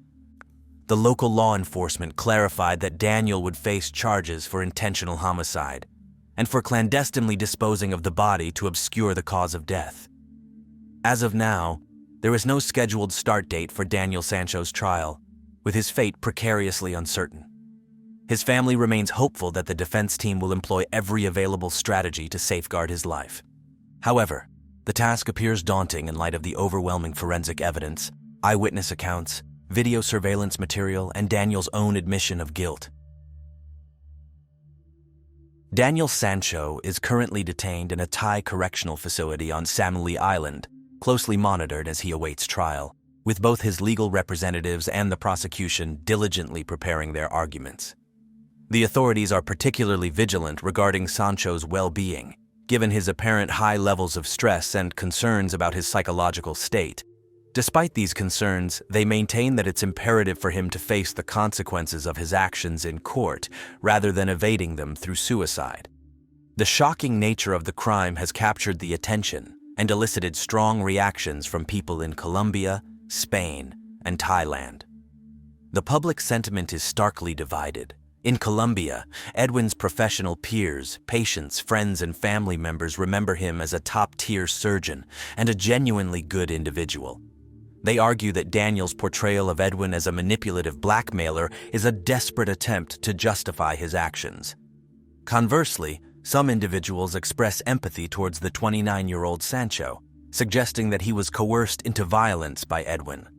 Regardless of the varied perspectives, this case has garnered international attention, leading audiences worldwide eagerly anticipating the commencement of Daniel Sancho Branchalo's trial.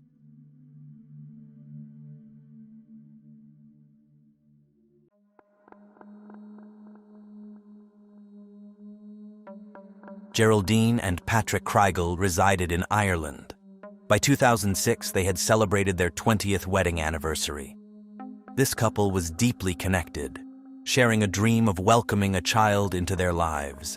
Aware of the extensive and time-consuming nature of the adoption procedure and the stringent requirements for prospective parents, they remained hopeful. The Kryals inhabited a spacious residence in the serene, verdant suburb of Lixlet, situated in County Kildare's northeast. Paris, France, was Patrick's birthplace. He was involved in educating students in commercial and business-related French at the Dublin Institute of Technology. Geraldine held a senior management position in the legal department of a government-operated public transportation entity. Both partners enjoyed successful careers, had the financial stability, and harbored a profound desire to nurture a child, eagerly anticipating the arrival of their firstborn. Their patient wait was rewarded with the exhilarating news of a 2-year-old girl from Russia, ready for adoption. Anastasia Kryal, born on February 18, 2004, in Novokuznetsk, was placed in an orphanage shortly after birth due to her biological mother's inability to provide proper care. Spending her early years mostly in solitude as caregivers, focused on more demanding children. This led to initial deficits in social and emotional development. The Kryals were overjoyed at the prospect of meeting their daughter. It was an instant bond. August 10, 2006, marked their adoption's formalization, a day celebrated as a significant family milestone. They chose to retain her original name, affectionately nicknaming her Anna. The arrival of Anna's laughter in their house marked the most joyful day for Geraldine and Patrick. Eager to connect her with her roots, they presented her with a traditional Russian matryoshka doll, containing an image of young Anastasia inside. As she matured, Anna established and kept up connections with her younger siblings, including a newly added younger brother named Aaron. The tranquil existence of the couple evolved into an exhilarating journey. Anna became her father's darling and her mother's cherished princess. The parents dedicated themselves to providing their offspring with the finest experiences, sharing numerous activities like ice skating, skiing, playful times, and planning family excursions. Every summer, the Kryal clan vacationed in Annecy, France, Patrick's native land, where they owned a residence and Anna forged numerous friendships. This yearly holiday was eagerly anticipated by Anna, who cherished her father's birthplace and took pride in learning French. However, Anna's life was not without its challenges. She had difficulties mastering English, which her mother assisted her with, striving to ensure her daughter could communicate smoothly with her peers. Additionally, Anna faced issues with forming attachments and expressing emotions. Her time in the orphanage, characterized by a lack of affection and prolonged periods in her crib, left her unaccustomed to physical touch. Nonetheless, Geraldine and Patrick bridged this emotional void, offering unwavering support and love. Their nurturing environment, enriched with educational activities, healthy eating, and physical exercise, laid a robust foundation for Anna's future. Physical health concerns also emerged for the Kryal's daughter. During a standard health checkup, a doctor detected a tumor in Anna's right ear. Surgery to remove it, lasting 5.5 hours, resulted in her near-total hearing loss in the affected ear and partial vision loss in the corresponding eye. Despite these setbacks, Anna grew into a lively and spirited youngster. Her hearing and vision impairments significantly hindered her academic progress, particularly in memorizing terms, leading to poor school performance through primary education. She engaged in specialist consultations until the 8th grade to keep pace with her peers. Middle school presented further challenges due to her sensitive disposition and distinctive personality traits. Being loud, at times disagreeable, and overly enthusiastic, traits more common in younger children yet pronounced in Anna due to her maturity. To support Anna in navigating these difficulties, Geraldine and Patrick encouraged her participation in swimming and later dance, where she found joy and even performed at local events with a group. Despite her apprehensions about middle school, where the quest for acceptance among peers was daunting, Anna yearned to make new friends, confronting the harsh reality of teenage cruelty towards those perceived as different.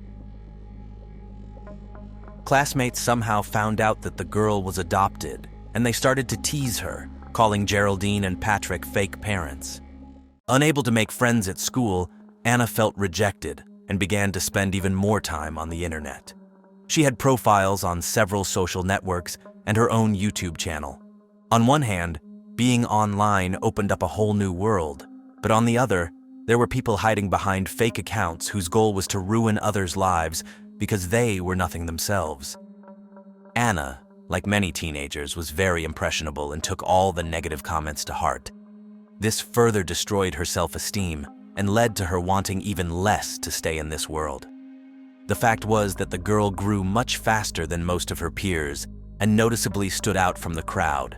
By the age of 13, her height was almost 5 feet 9.69 inches, which was not surprising since Anna was a native Siberian. But in Ireland, this only gave a reason for insults.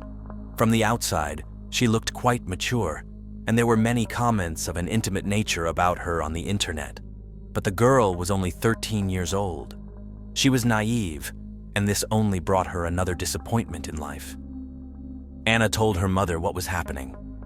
Geraldine, far from virtual life, tried to protect her daughter from the negativity and sought help from the school principal.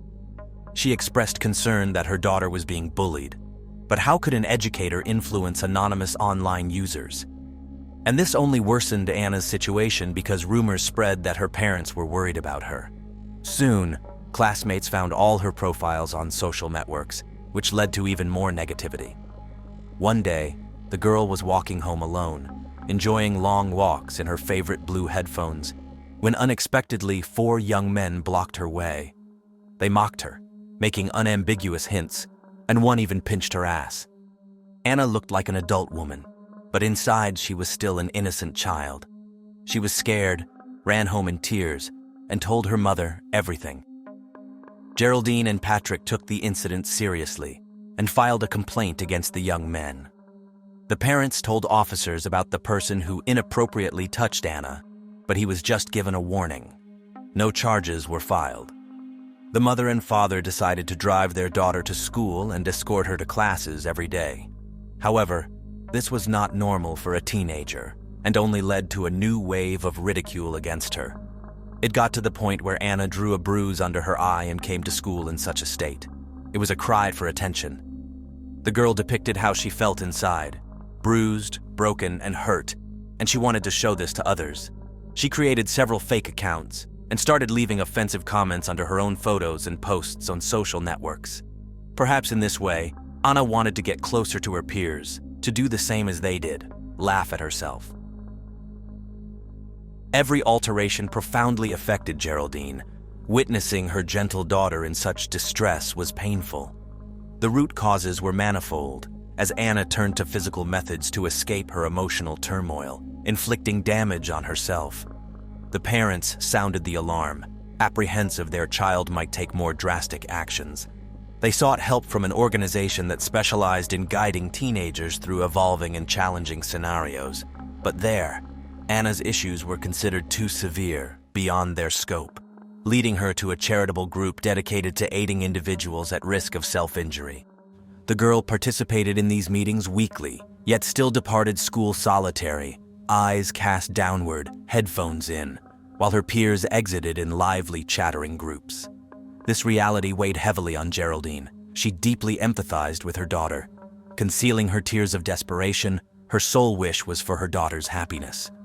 At last, personal therapy started to show promise, with the girl forming a few intimate friendships, enjoying sleepovers, strolls, movie nights, and confiding in them about boys. Anna's initial year of middle school was nearing its conclusion. On the sunny afternoon of Sunday, May 13, 2018, Geraldine intended to assist her daughter with test preparations. They typically reviewed together, particularly on weekends, and despite her demanding job, Geraldine always managed to allocate time for Anna's academic needs. However, they opted for relaxation, turning on the TV, preparing popcorn, and cuddling on the sofa for a movie, later enjoying a family event. Anna's cherished cousins were all present. Geraldine ordered pizza for the group, the children engaged in games, while the adults savored wine and appetizers, creating a joyful atmosphere. Yet, unbeknownst to Anna's relatives, this evening would mark the last of such gatherings. On the morning of May 14, 2018, the day started off as it typically did. Geraldine caught a train heading to Dublin, and Anna set off for her school day. Later in the afternoon, she was scheduled to see a psychologist, and Patrick, now enjoying his retirement, took advantage of a leisurely morning to sleep in. Once her classes were concluded by 4 p.m., Anna attempted to contact her mother, who was unable to respond due to being engaged in an important business meeting. Geraldine responded via text, promising to return the call at her earliest convenience. Meanwhile, Patrick was enjoying the sunshine in the garden when he heard the doorbell. Greeting him at the door was a young man, around the same age as Anna. The sight was unexpected. The girl seemed taken aback by the visitor. Although they knew each other, Patrick had never witnessed them spending time together before. Anna's excitement was evident. She whispered briefly to the visitor, snatched up her beloved black hooded sweatshirt, and informed her dad she'd be back shortly. Before rushing off, Patrick reminded her of her study obligations, which she dismissed, caught up in the moment. He watched them head toward the much-frequented St. Catherine's Park, marking the last moment he saw his daughter. Patrick was initially unworried, considering the park's close proximity, just a 20-minute stroll away, and its popularity among kids Anna's age, The park, covering an area of 80 hectares, boasts woodlands, picturesque fields, spots for picnicking, and play areas. It's a common site for dog walkers, sports enthusiasts, and hosts various events, remaining open to visitors until 6 p.m. as indicated at its entrance. By 5:10 p.m., Geraldine was leaving for home and tried calling Anna, receiving no response. Assuming she would be back soon, she refrained from calling again. Yet, upon her return, Anna was nowhere to be found. Patrick relayed to his wife that Anna had gone to the park with a young man, an odd occurrence given Anna's struggles to connect with peers, and now a boy had approached her for a walk. The mother immediately texted her daughter, urging her return. Given Anna's constant attachment to her phone, her silence was alarming. Mrs. Kryal, always overly cautious due to Anna's past experiences with bullying and her medical conditions, and recent troubles with young men, sent a stern warning in her next message, threatening to involve the police if she didn't hear back. The message aimed to express her deep concern, yet Anna remained silent. Overwhelmed with concern, Geraldine ventured into the park, noticing families and dog walkers but no trace of Anna. The parents, driven by anxiety over their daughter's unusual silence, scoured various streets by car, desperate for any sign of her. Their worry deepened given the constant communication they typically maintained with Anna. Adding to their distress was their lack of knowledge about the young man Anna had last been seen with. Upon returning home without any leads, they delved into online searches for any connections to Anna's school peers or friends that might resemble the boy, but to no avail. As the night wore on, reaching 9 p.m., 4 hours after Anna's departure, the Kryals, acknowledging their daughter's minor status, reported her as missing to the police, emphasizing her unusual lack of communication and the mysterious young man's invitation. The police swiftly identified and located the boy, referred to here as Bray for privacy. Bray and his family were taken aback by the police's late visit, during which they inquired about the specifics of his and Anna's separation that day. Bray recounted their walk in the park, noting that they had parted ways around 5:40 p.m. Following Bray's account, the police initiated an official search for Anastasia Kryal, canvassing the area and reviewing surveillance footage for clues. Geraldine and Patrick distributed photos of Anna, particularly one featuring the black hoodie she wore when last seen. The community rallied around the distraught parents, aiding in a thorough search effort. Meanwhile, the police scrutinized video evidence showing Anna and Bray together in St. Catherine's Park around 5 p.m. and exiting near another park entrance at 5:14 p.m. However, mere minutes after their departure from the park and following an unanswered message from her mother, Anna vanished without a trace. The mystery deepened with Bray's return home absent Anna, prompting questions about the events that transpired after their last sighting together. The investigation took a critical turn with the discovery of a witness who had observed the teenagers walking towards Blake Avenue, appearing jovial. Surveillance footage later showed Bray traversing the park alone at 5:49 p.m. Under scrutiny, Bray revealed the involvement of another friend, Arun, in their plans. Arun and Bray had a connection to Anna, with one being the object of her affection and the other playing the role of a facilitator for their outside-the-park rendezvous.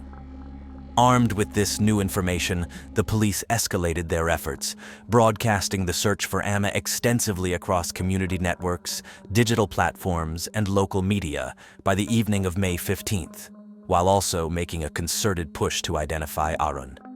Arun, identifiable by his backpack, was captured entering and later exiting the park's vicinity, marking his absence for a significant period. With two teenage witnesses now part of the narrative, the police were keen on corroborating their accounts to piece together the events of that day. As the community's concern grew, the police were inundated with sightings of Anna from various locations, adding layers of complexity to the search. Amidst these reports, a tip suggesting Anna might have eloped was briefly considered, but ultimately deemed implausible. In an attempt to unravel the mystery, detectives organized a park walkthrough with Bray and Arun under the watchful eyes of their parents. Their interaction during this exercise raised suspicions, prompting the police to separate them for detailed questioning at the station. Bray's account was consistent with his earlier statement. However, Arun's story differed. He was surprised when his friend brought Anna along, knowing she had a crush on him, but he had no feelings for her. When Kryal invited him on a date, he expressed his disinterest, and eventually she left looking sad and annoyed, and his friend had also disappeared by then. On his way home, Arun was attacked by two strange men, leading to a fight during which he managed to hit one on the head, and both men ran off. He even showed the sergeant injuries he had sustained, including marks on his arm and leg and a cut on his face. These men could be responsible for Anna's abduction, so the detectives needed their full description.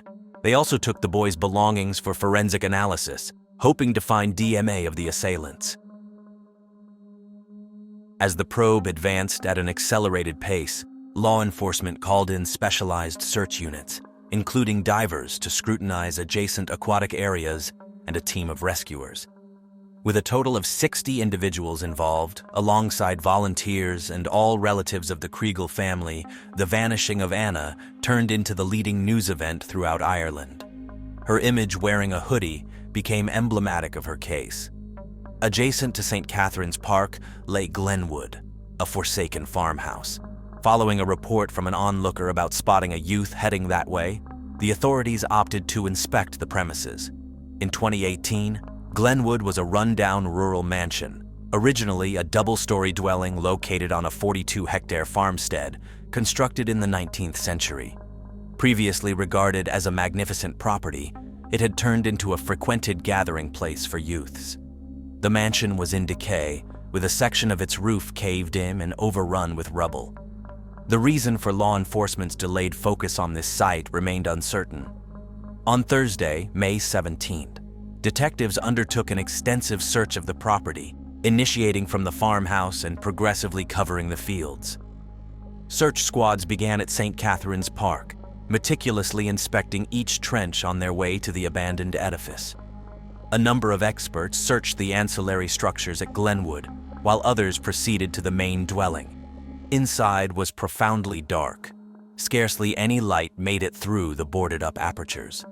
In the initial chamber, cluttered with debris and waste, a figure on the ground was initially mistaken for a dummy by a policeman, who was then struck by a pungent odor filling the space. As his vision adapted to the gloom, he realized it was the nude body of a woman. Littered around were fragments of apparel and a shattered cell phone. The area was splattered with blood, and close by was a brick and a hefty stick. Identified by the garments, it was Anastasia Kryal. Her corpse exhibited numerous wounds, with a strip of insulating tape tightly wrapped around her neck. Underneath the tape, 3 of her fingers were positioned as though she had attempted to remove it herself. It was evident she had valiantly struggled for her life, now amidst refuse and shattered glass bottles, lifelessly bare except for black socks. Instantly, myriad inquiries emerged regarding how such a calamity could strike an innocent young girl, the identity of the perpetrator, why Anna was in that vicinity, and if the boys had witnessed her being assaulted. The most challenging aspect was to convey to the parents that they would never again experience their daughter's laughter or witness her smile, nor would they be fetching her from school anymore. No parent was ever ready for such devastating news. This irrevocably altered the existence of Geraldine and Patrick. The loss of their much-awaited, deeply cherished Anna represented an indescribable tragedy. The details of the tragedy quickly became known to the entire small community, shocking most people.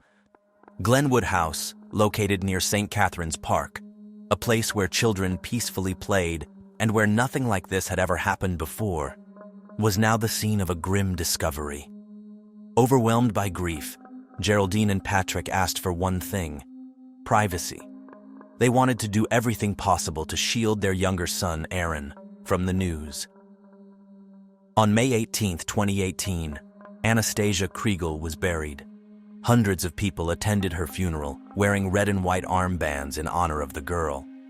A whole new world from Disney played in the background because Anna loved Disney. A miniature Eiffel Tower was placed in her coffin to honor her love for her father's homeland, France, and atop it, a Russian flag was placed. The last item Geraldine and Patrick placed with Anna was a Russian Matryoshka doll, a nod to the country where she was born. The autopsy revealed the girl had suffered over 50 injuries, with bruises and cuts all over her body, particularly on her face, head, and neck. The cause of death was blunt force trauma to the head and strangulation. Forensic evidence showed that Anna had been assaulted, indicated by traces of semen found on her body. It was unclear whether she was alive or conscious during the assault. Kryal's death occurred between 5:25 p.m. and 5:40 p.m., just minutes after she parted ways with the boys. Upon entering the room, she was struck with a heavy stick with nails protruding from both ends, followed by several blows from a broken brick. Blood spatter on the walls of the room, and evidence suggested her attacker dragged Anna towards the window, likely to get more light. After examining all evidence, the police made 2 arrests on May 24th. The community was shaken by the shockwave. 2 teenagers, Bray and Aaron, last seen with Anna, were suspects in the young girl's death. Found in Aaron's backpack were a homemade zombie mask with Anna's blood, black gloves, shin guards, and knee pads. His DNA in the form of semen matched, and her blood was also found on his shoes and clothing. However, his mother, believing the story of an attack by 2 men, washed all his clothes. Arun's phone revealed a disturbing search history that included questions about torturing and humiliating women, along with a gallery of indecent images. The Children Act in Ireland provides several forms of safeguarding for young offenders, including ensuring their anonymity by transporting them to court appearances in vehicles without identification. Officials are convinced that keeping the identities of juvenile offenders confidential is essential for their future prospects, no matter the severity of the offense. Interrogations took place with the boys' parents present. Arun firmly rejected any participation in Anna's demise, in spite of clear evidence. The DMA from the other boy was not found at the scene of the crime, and his possessions were free of any blood.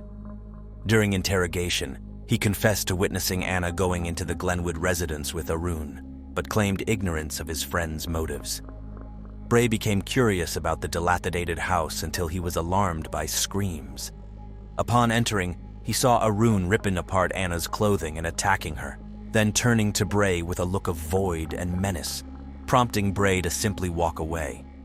Bray's remorse stemmed from his silence about the assault, as Anna's fate was essentially in his control.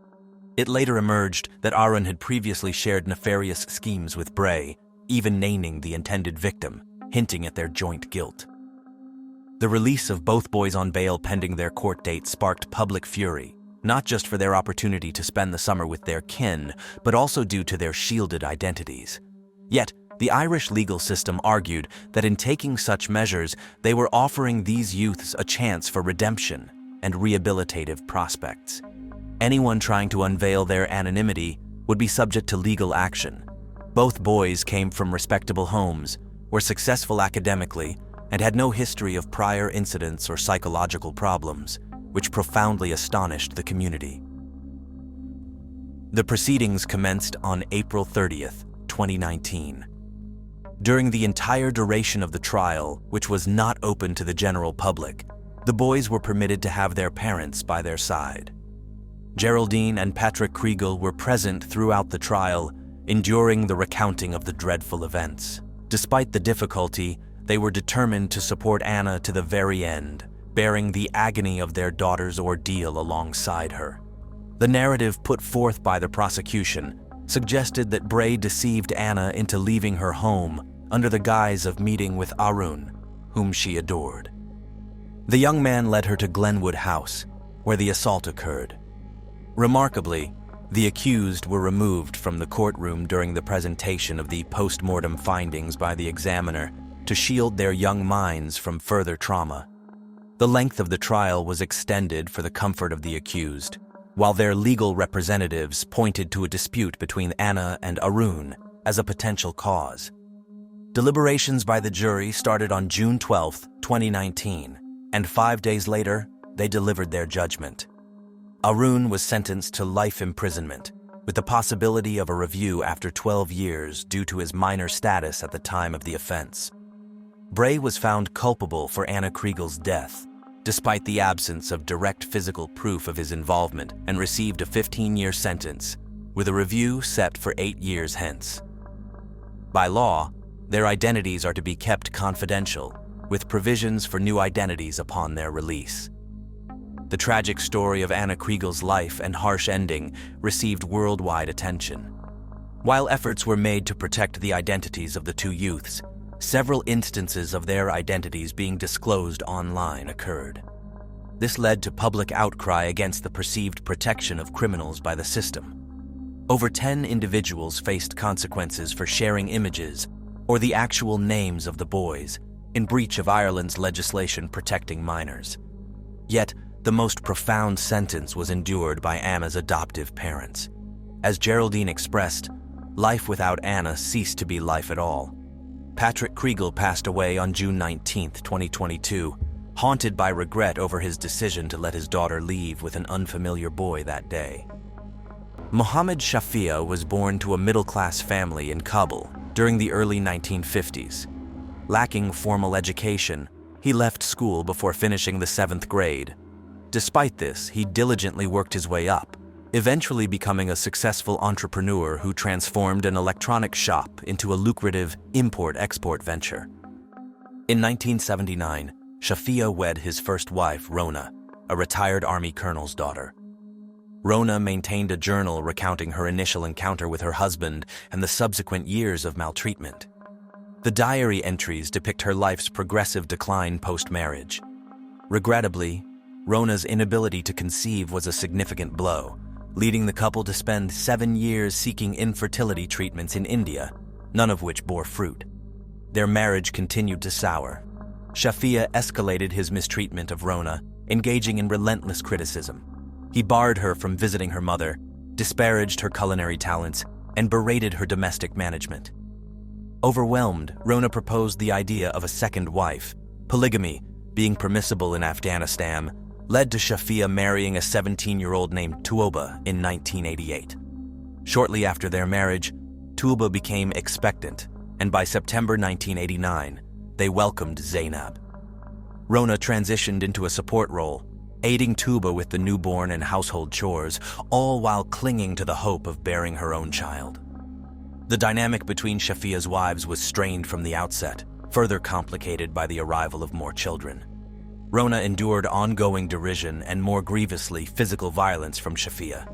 She chronicled in her diary how her life had been reduced to suffering. Amid the turmoil in Afghanistan, the Shafia family sought refuge in Pakistan before relocating to the United Arab Emirates. There, Mohammed established a new venture, leading to renewed business success. In Dubai, the Shafia children were introduced to Western culture for the first time. Despite the UAE's Islamic foundations, they attended a private American school, donning uniforms, mastering English, and interacting with peers globally. By 2007, having traversed much of the globe and resided in 5 distinct nations, Mohammed's affluence enabled him to participate in an investor-migrant scheme in Canada, investing $2 million in a commercial complex and $200,000 in land for a family residence. The challenge arose from polygamy's conflict with Canadian law, potentially jeopardizing the agreements. Thus, Tuba was officially recognized as his wife, whereas Rona was later deemed Mohammed's cousin, purportedly arriving to serve as a nanny for the 7 children and assist with domestic tasks. Upon settling in Montreal, a city celebrated for its cosmopolitan and liberal ethos, Rona harbored aspirations for an improved existence. Yet, domestically, the most stringent Afghan customs prevailed. The Shafia women endured a life of confinement devoid of autonomy. Mohammed initiated an import-export business specializing in apparel, domestic items, and construction materials.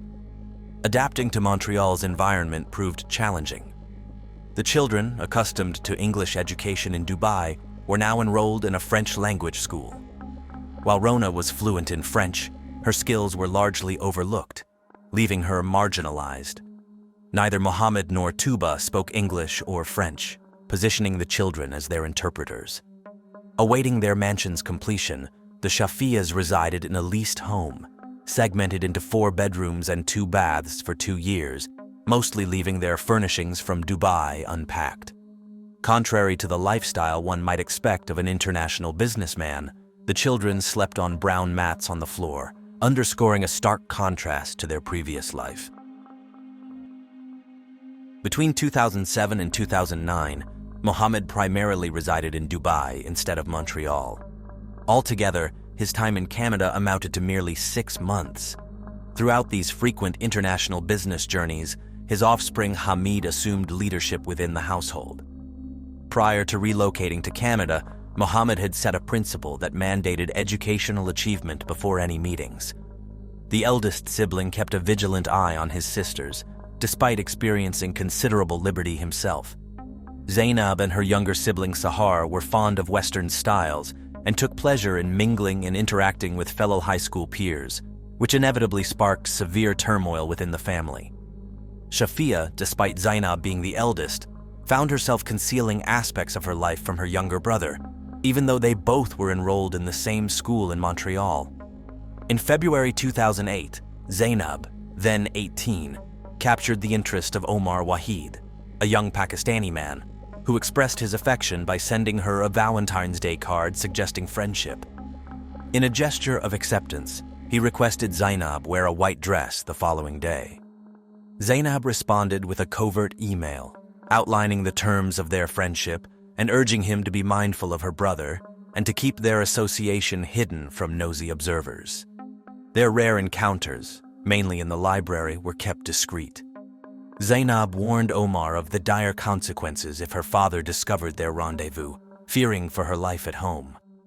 On an occasion when Zainab's parents were away in Dubai and her brother Hamid was at school, she seized the opportunity to have Omar visit. Rona was the only one at home, yet somehow Hamid learned of the visit. Upon discovering the concealed guest in the garage, he cordially shook his hand but requested he depart. He subsequently imposed a lockdown on Zainab, prohibiting her from exiting the home even for school until their parents' return. Zainab endured the following 10 months, isolated in her room, forbidden from stepping outside without a family member or reconnecting with Omar. Sahar, the younger sister, faced her own challenges. At 16, she was still adapting to life in Canada and was frustrated that her father insisted she wear a hijab, even though she aspired to embrace a Western lifestyle. At school, she would remove the hijab, let her hair loose, and put on makeup to blend in with the other teenagers. This subterfuge was soon discovered by her mother, who then took to personally escorting her children to and from school, ensuring she picked them up right after classes ended. Furthermore, she confronted a teacher for not monitoring the students closely enough. The Shafia siblings were forbidden from communicating with anyone outside the family or visiting friends. Battling depression, Sahar once attempted to poison herself by ingesting water mixed with silica gel. In a state of alarm, the sisters turned to their mother, Tuuba, who reacted coldly, suggesting Sahar was destined for damnation. Subsequently, Sahar reached out to her teachers for support, disclosing that she was frequently subjected to physical punishment at home and surveilled by family members at school. She also revealed her attempt at suicide. The school principal, deeply troubled, contacted Child Social Services. However, the intervention by the social worker dispatched to the Shafia residence failed to yield any positive outcomes. Confronted by an enraged father, Sahar was compelled to withdraw her allegations, leading to the discontinuation of the case without any further investigation. Life in the Shafia home remained unchanged. During this period, Rona occupied her time by strolling through parks and using public phones to communicate with relatives overseas. She eventually got in touch with a Virginia-based advocate for Afghan women's rights. Though they never met face-to-face, over the course of a year, Rona reached out to her as many as 3 times a week, expressing her desire for a divorce, but fearing for her children's well-being.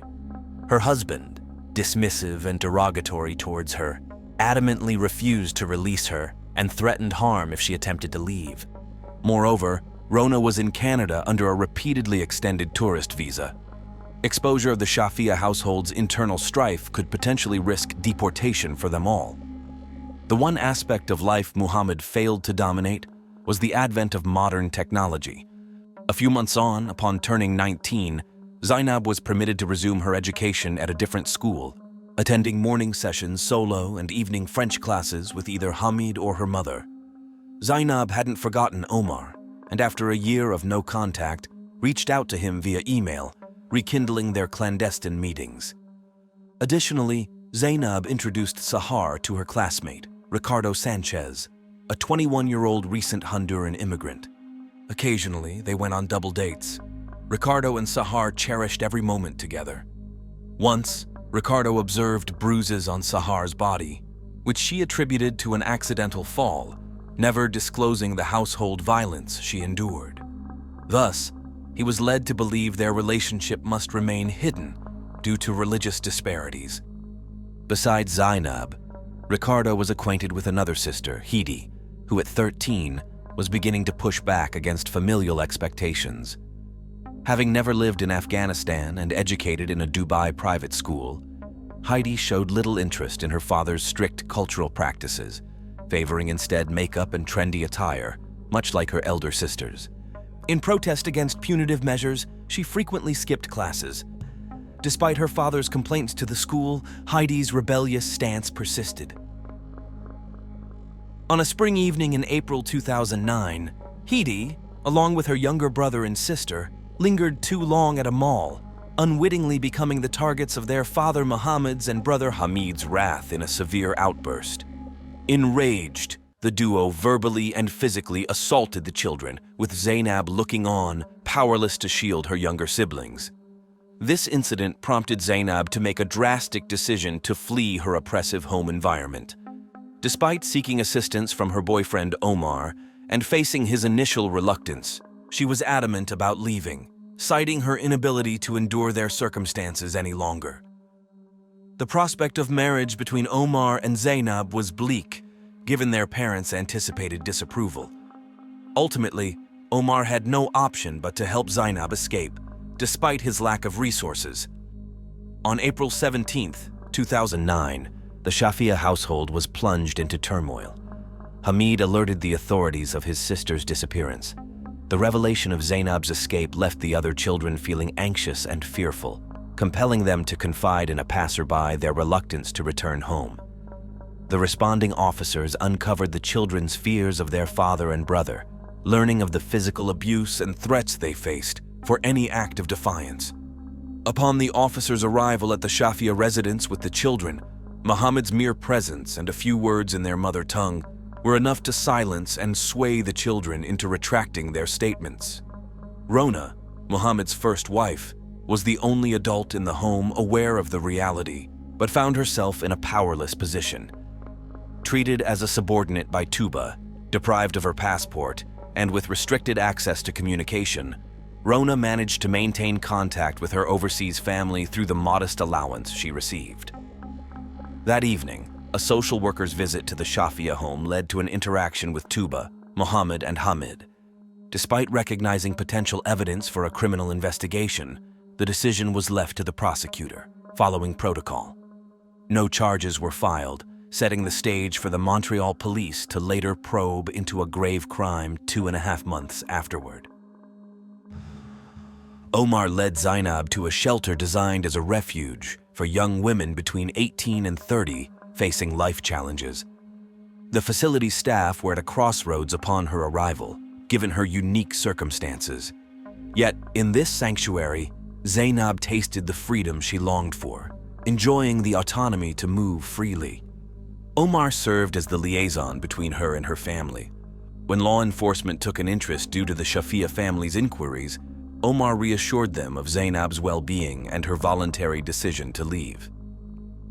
An officer met Zainab at the shelter, heard her reasons for leaving, and subsequently communicated with her parents, emphasizing Zainab's autonomy and urging them to respect her wishes for separation. Despite the officer's caution, Tuba Shafia, through Omar, orchestrated a meeting with Zainab at a public venue near a souvenir store. Tuba, tearful and pleading, implored her daughter to return, offering a wedding with Omar as a compromise if Zainab's love was genuine. Influenced by Omar, who had been persuaded by Tuba's promises of protection against her authoritative husband, Zainab decided to return home, a decision that would ultimately prove to be misguided. On May 1, 2009, taking advantage of her father Muhammad's absence due to a business trip, Zainab re-entered the family home. The marriage, set for May 18th, was marred by familial opposition and Tuba's attempts to thwart the union, given Omar's external cultural background. Meanwhile, Sahar and Ricardo considered escaping to Honduras, with Sahar desiring to bring her sister Heidi along, highlighting Heidi's fearless defiance against the patriarchal threats. The wedding, executed through a nikah arranged by her uncle, took place as planned, despite final admonitions against it. The ceremony, marked by the absence of the groom's family and vacant seats, signified a profound dishonor to the Shafia's societal standing. Tuba's fainting at the event underlined the gravity of the disgrace. The marriage concluded abruptly at the restaurant, dissolved by mutual consent, as Zainab succumbed to familial pressure, prioritizing her family's honor over her personal happiness. This decision, however, did not mitigate the fury within her family, particularly from Muhammad, nor did it alleviate Sahar's peril, as her secret relationship with Ricardo was dangerously close to being disclosed, leading to severe consequences. On June 1, 2009, Hamid journeyed to Dubai to reunite with his father, and on June 13th, their aircraft touched down at Montreal Airport. Upon their reunion, Muhammad gently kissed Zainab's forehead and expressed forgiveness, though his sincerity was questionable. He desired his daughter to perceive harmony. To solidify this facade of goodwill, on June 23rd around 3 p.m., the Shafia family embarked on a brief excursion. Hamid, his father, and the younger siblings traveled in the family's Lexus, while the women occupied a recently acquired pre-owned black Nissan. After enduring months of turmoil, a sense of calm finally enveloped them. The journey began strangely, with a direct route to Grand Ramu along the Gatineau River. Exploring nearby attractions, the family captured fleeting moments of happiness in photographs taken with their mobile phones. The girls and Rona found amusement and laughter in the hotel room, while Muhammad and Hamid took a stroll. If the men harbored any sinister motives, their plan evidently faltered. Following an overnight stay in a motel and a breakfast stop, the Shafia family resumed their journey southward towards Ottawa, forming a horseshoe-shaped route spanning 300 miles. Later investigations revealed their route through Sahar's phone records, as she remained engrossed in constant texting with her boyfriend. By the evening of June 25th, the entire family had reached Niagara Falls and settled into a hotel for a 4-day stay, indulging in tourist attractions, fast food delights, and leisurely walks through the shopping center. On the night of June 27th, Hamid, the eldest brother, inexplicably drove back to Kingston, a 5-hour journey. Tracking his phone's location indicated his presence near the renowned city locks before returning to Niagara Falls. Departing the hotel on June 29th at 6:45 p.m., an unconventional hour considering the 7-hour drive ahead to Montreal, surveillance footage captured Hamid settling the room bills with cash. It wasn't until 8 p.m. that both vehicles departed from the highway, with Muhammad and Hamid occupying the front seats of the Lexus, while Tuba assumed the role of driver in the second car, being the sole licensed woman among them. Traveling east towards Toronto, Sahar documented the vibrant city lights on her phone, sharing them with her boyfriend. After navigating through the city, the cars turned east onto Highway 401 en route to Kingston. Around 10:30 p.m., they made a pit stop at McDonald's. Fatigue led the women and children to doze off, prompting Muhammad to take over driving from Tuba. As they neared Kingston, all except Hamid and Muhammad slumbered peacefully. Ignoring major city exits, the men veered northward towards Kingston Mills Locks, arriving at 1:30 a.m. Sahar received her final text message from Ricardo at 1:36 a.m. Muhammad alighted from the Nissan, with Tuba taking the driver's seat as instructed, awaiting her husband and son's return after they sought out lodging.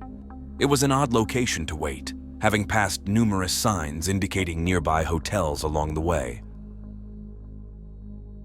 Around 2 a.m., the manager of the Kingston East Motel received an unexpected phone call for room bookings.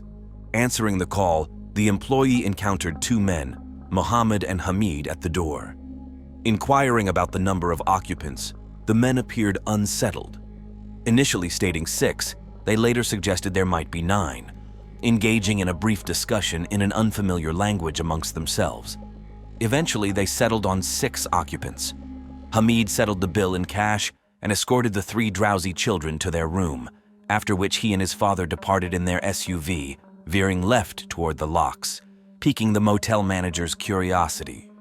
Deciding to wait and observe, the manager found it peculiar that 2 individuals would book a room for 6 in the wee hours and leave almost immediately. By 2:30 a.m., the guests had not returned, further fueling the manager's intrigue. Meanwhile, the black Nissan carrying 4 women descended slowly into the water. Among them were Rona, Mohammed's first wife, and his 3 elder daughters, Zainab, Sahar, and Giti. This marked the method by which the male members of the Shafia family sought to cleanse their shame. Attempting to stage a car accident, the parents and eldest son, Hamid, encountered difficulties due to the challenging path the Nissan had to traverse.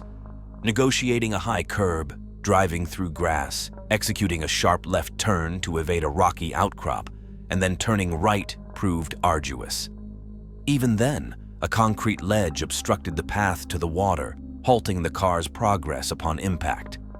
With the engine running and hopes of the car plunging into the water dashed, the relatives resorted to pushing the Nissan into the water using the Lexus. The forceful collision resulted in the left headlight of the SUV shattering, scattering broken plastic on the ground. Retrieving the fragments in the darkness, the perpetrators calmly returned to the motel. The following morning, Kingston police confronted the grim task of identifying the victims and unraveling the events. Remarkably, despite the car being submerged only 6 feet deep, no attempts at escape were evident, with all seats reclined and seatbelts unfastened. Several pieces of broken headlight plastic were discovered on the ground in front of the locks, offering scant clues. As the Kingston police grappled with the perplexing scene, a distress call reached the Montreal police from the Shafia residence, reporting the disappearance of their 3 daughters. According to Tuba's account, the girls had allegedly absconded with a vehicle while the family was checking into the motel for the night. Initially assuming they might have returned home, the relatives grew increasingly concerned when they failed to locate them. Earlier, at 7:30 a.m., Hamid placed a call to 911, claiming involvement in an accident where his car collided with a yellow barrier. The peculiar incident occurred in an empty parking lot, drawing suspicion despite Hamid's attempt to fabricate an alibi. As the police noted the Shafia's Lexus, with a damaged headlight matching the barrier's height. The tragic end to the family trip swiftly made headlines, evoking public sympathy for the grieving parents and their nanny who lost 3 children.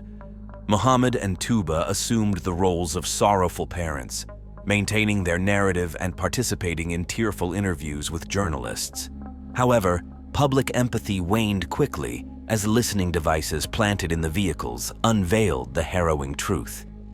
In reality, Mohammed harbored intense anger towards his daughter's perceived defiance, particularly Zainab and Sahar's disregard for his directives regarding relationships. Believing that nothing surpassed family honor, Mohammed deemed his daughter's actions as a grave dishonor to the Shafia name, necessitating their demise, along with Giti, who idolized her sisters and would not have willingly been left behind. Rona, displaying suspicious behavior according to Mohammed, was included in this tragic fate. The police swiftly cracked the case within 3 weeks, aided by various contributing factors. Past reports to law enforcement, numerous grievances filed with Child Protective Services, Zainab's previous escape from home, and the revelation of Rona Shafia's true identity all played pivotal roles. Additionally, eyewitness testimonies of 2 cars at the locks during the night emerged. All victims exhibited head injuries, suggesting they were incapacitated before the car was submerged, clarifying their lack of attempts to escape. The absence of seatbelt usage and the women's inability to operate a vehicle cast doubt on the car theft narrative. On July 21st, authorities executed a search warrant at the Shafia residence accompanied by social workers, resulting in the removal of the 3 youngest children for their safety. Inside, incriminating evidence against the Shafia family surfaced, including Hamid's laptop containing searches for maps of eastern Ontario, remote lakes and bodies of water, alongside peculiar inquiries such as, can property be managed from prison? Furthermore, Hamid's suitcase contained photographs of the sisters with their boyfriends, presumably a means for the boyfriends to inform Zainab and Sahar's father of their secrets. Subsequently, Tuba, Hamid, and Mohammed Shafia were apprehended and charged with the premeditated murder of 4 individuals. After 15 hours of deliberation, the jury sentenced all 3 to life imprisonment. Nevertheless, the tragic reality remains that this catastrophe could have been prevented.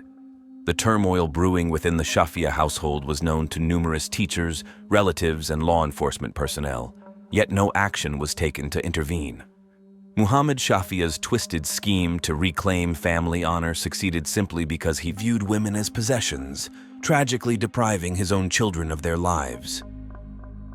Today's tale centers on Renee Marsden from Sydney, Australia, who was raised alongside her 3 siblings in the nurturing household of Teresa and Mark Marsden. This family was characterized by its warm ambiance, yet Renee shared a particularly close bond with her mother. Teresa spoke of her daughter as an exceedingly kind, joyful, and tender-hearted young woman. In 2010, as Renee celebrated her 18th birthday, she juggled roles as both a hairdresser and an administrator at a salon. It was here she encountered Angus, a colleague. Initially, they barely noticed each other, but eventually, Angus realized he was in love. Garnering the courage to express his feelings to Renee, he was delighted to discover she reciprocated. Shortly after, they became inseparable, quickly making plans for their life together. Nevertheless, their romance was abruptly shattered. Renee was devastated by a message from Angus, confessing he had merely been using her, wasn't prepared for commitment, and had desires for other women. This revelation turned Renee's world on its head, making her once orderly life, aspirations, and cherished moments feel utterly insignificant. She retreated from the world, forsaking food and the outdoors, preferring the solitude of her blanket. Renee shared a close bond with her high school pal, Camila Zaidan. Despite their lives taking them in different directions, Camila immediately rushed to Renee's side when she heard about her breakup. Eager to cheer Renee up and help her navigate her heartache, Zaidan suggested she begin mingling with new men. Specifically, she had someone in mind whom she thought would be an excellent rebound for Renee. This person was Braden Spiteri, Camilla's ex, with whom things hadn't worked out due to a lack of compatibility. Nevertheless, Camilla was convinced that Braden and Renee were a perfect match and encouraged her friend to pursue him, confident he'd make an ideal companion for Renee. Initially hesitant to engage with anyone, Marsden had little interest in meeting men. Yet, as the sharp sting of her recent breakup began to fade, she opted to take a chance on the enigmatic Braden, sparking their phone-based romance. From their very first exchange, Renee sensed a profound bond with him. Without having met him face to face, she already felt that deep, unspoken connection one finds with a soulmate. Their conversations were ceaseless, spanning day and night, filled with endless texts across social networks. At 23, Spiteri was a product of a prestigious Royal Academy and belonged to a rich family that owned a thriving construction business. Discussing Braden with her mother, Teresa, Renee couldn't help but flush with embarrassment. To her, he appeared flawless. They shared numerous interests, and Braden aspired for the same life goals that Renee cherished. The sole issue was Braden's consistent unavailability for dates. He never outright rejected meeting up, yet there always seemed to be a reason they couldn't spend time together. In the early days of 2012, a few weeks into their budding romance, Renee embarked on a 2-week familial cruise, during which she was unreachable due to the absence of cell service. Returning home, she was confronted with harrowing news from Braden. Previously, he and a dear friend had been implicated in a grave motorcycle mishap. His friend perished, and Spiteri was at the helm.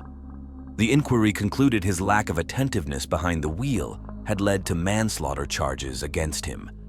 Amid the ongoing court procedures and hearings, he refrained from disclosing this to her, fearing it might alienate the woman he was fond of. However, with his sentencing to 2 years' imprisonment, he found it impossible to keep her uninformed any longer. Renee was heartbroken by the dreadful news but chose to persist in the relationship. Once Braden was detained and confined in Goulburn Correctional Center, he gained access to a telephone, which enabled them to rejuvenate their connection and elevate their communication through text messages, as making phone calls was perilous for him. Braden declined the opportunity for visitations to shorten his sentence, aiming to be released by Renee's 21st birthday, envisioning a celebration together. Renee completely understood and was prepared to make sacrifices, at least temporarily. She was convinced the 2 years would pass quickly, after which they would wed, and nothing would keep them apart. For their shared future, she was willing to accept certain limitations, knowing that navigating this challenging time was essential. Even with Spiteri imprisoned, they dedicated ample time to online conversations about their wedding, honeymoon, and life thereafter. Renee even reached out to the consulate to confirm if Braden could travel internationally for their honeymoon, despite his past offenses. Braden managed to send her bouquets and presents to charm his partner. Acknowledging the difficulty she faced due to the lack of physical closeness, he proposed she fulfill her sensual desires not with other individuals, but with her closest friend, Camilla. He expressed no objections if Marsden accepted this proposition, yet Renee firmly declined, choosing to await his homecoming.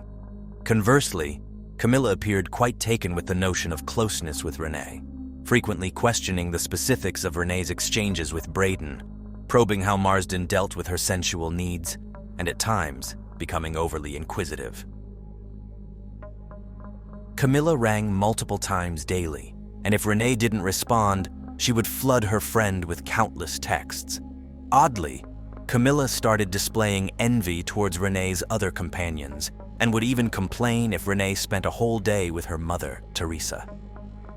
One evening, Camilla dialed Renee's number 54 times, leading to Marsden addressing her clingy conduct the next day, labeling it as excessive. Rather than offering an apology for her actions, Camilla turned up at Renee's doorstep, initiated a quarrel, and resorted to verbal hostility, a surprising behavior from someone deemed a close friend. Following a heated exchange, Camilla made an unexpected move to kiss Renee, which Renee rebuffed, citing her exclusive attraction to men. Nevertheless, Ziban managed to convince her to partake in a physical encounter. Post this event, Renee consulted with her mother, Teresa, divulging their experimentation but stressed that her preferences did not align with same-sex relationships, a stance she quickly made clear to Camilla. They agreed to overlook the episode and move past it. Yet, Zidan's peculiar actions persisted. Renee even shared emails from Camilla with her mother, wherein Camilla confessed her deep love and yearning for a union, insisting that Renee couldn't deny her affections and that no one else could love her more profoundly. She threatened to shadow Renee persistently if spurned, vowing to be an incessant presence until Renee consented to be her companion. Teresa, alarmed by these admissions, urged her daughter to sever the bond and steer clear of providing any grounds to prolong their association, comforting her with the notion that Camila would eventually settle down, find a male partner, and abandon her illusions. Nonetheless, Renee hesitated to abruptly conclude their friendship. Teresa then implored her to proceed with utmost caution. Teresa's maternal instincts were validated when Renee found herself compelled to terminate the long-standing friendship for her own well-being, which led to Camilla reacting with rage, bitterness, anxiety, yet continuing her dogged pursuit of Marsden. Initially, Renee chose to disregard Camilla's attempts at communication. Simultaneously, her connection with Braden began to suffer, especially when Braden frequently brought up Camilla, suggesting Renee mend their friendship. Despite Renee's attempts to dissolve their relationship due to Braden's incessant urging, unforeseen calamities in Braden's life made her reconsider each time, pulling her back due to her compassionate nature. Firstly, Braden disclosed his mother's diagnosis with a brain tumor, a situation he found distressing as he couldn't support her physically. Another incident saw Braden becoming the victim of an assault in prison, leaving him severely wounded. Renee perceived Braden's influence as increasingly detrimental and was on the verge of breaking away, yet unforeseeable events and her parents' advice to either leave Braden or consider other suitors kept her from making a final decision.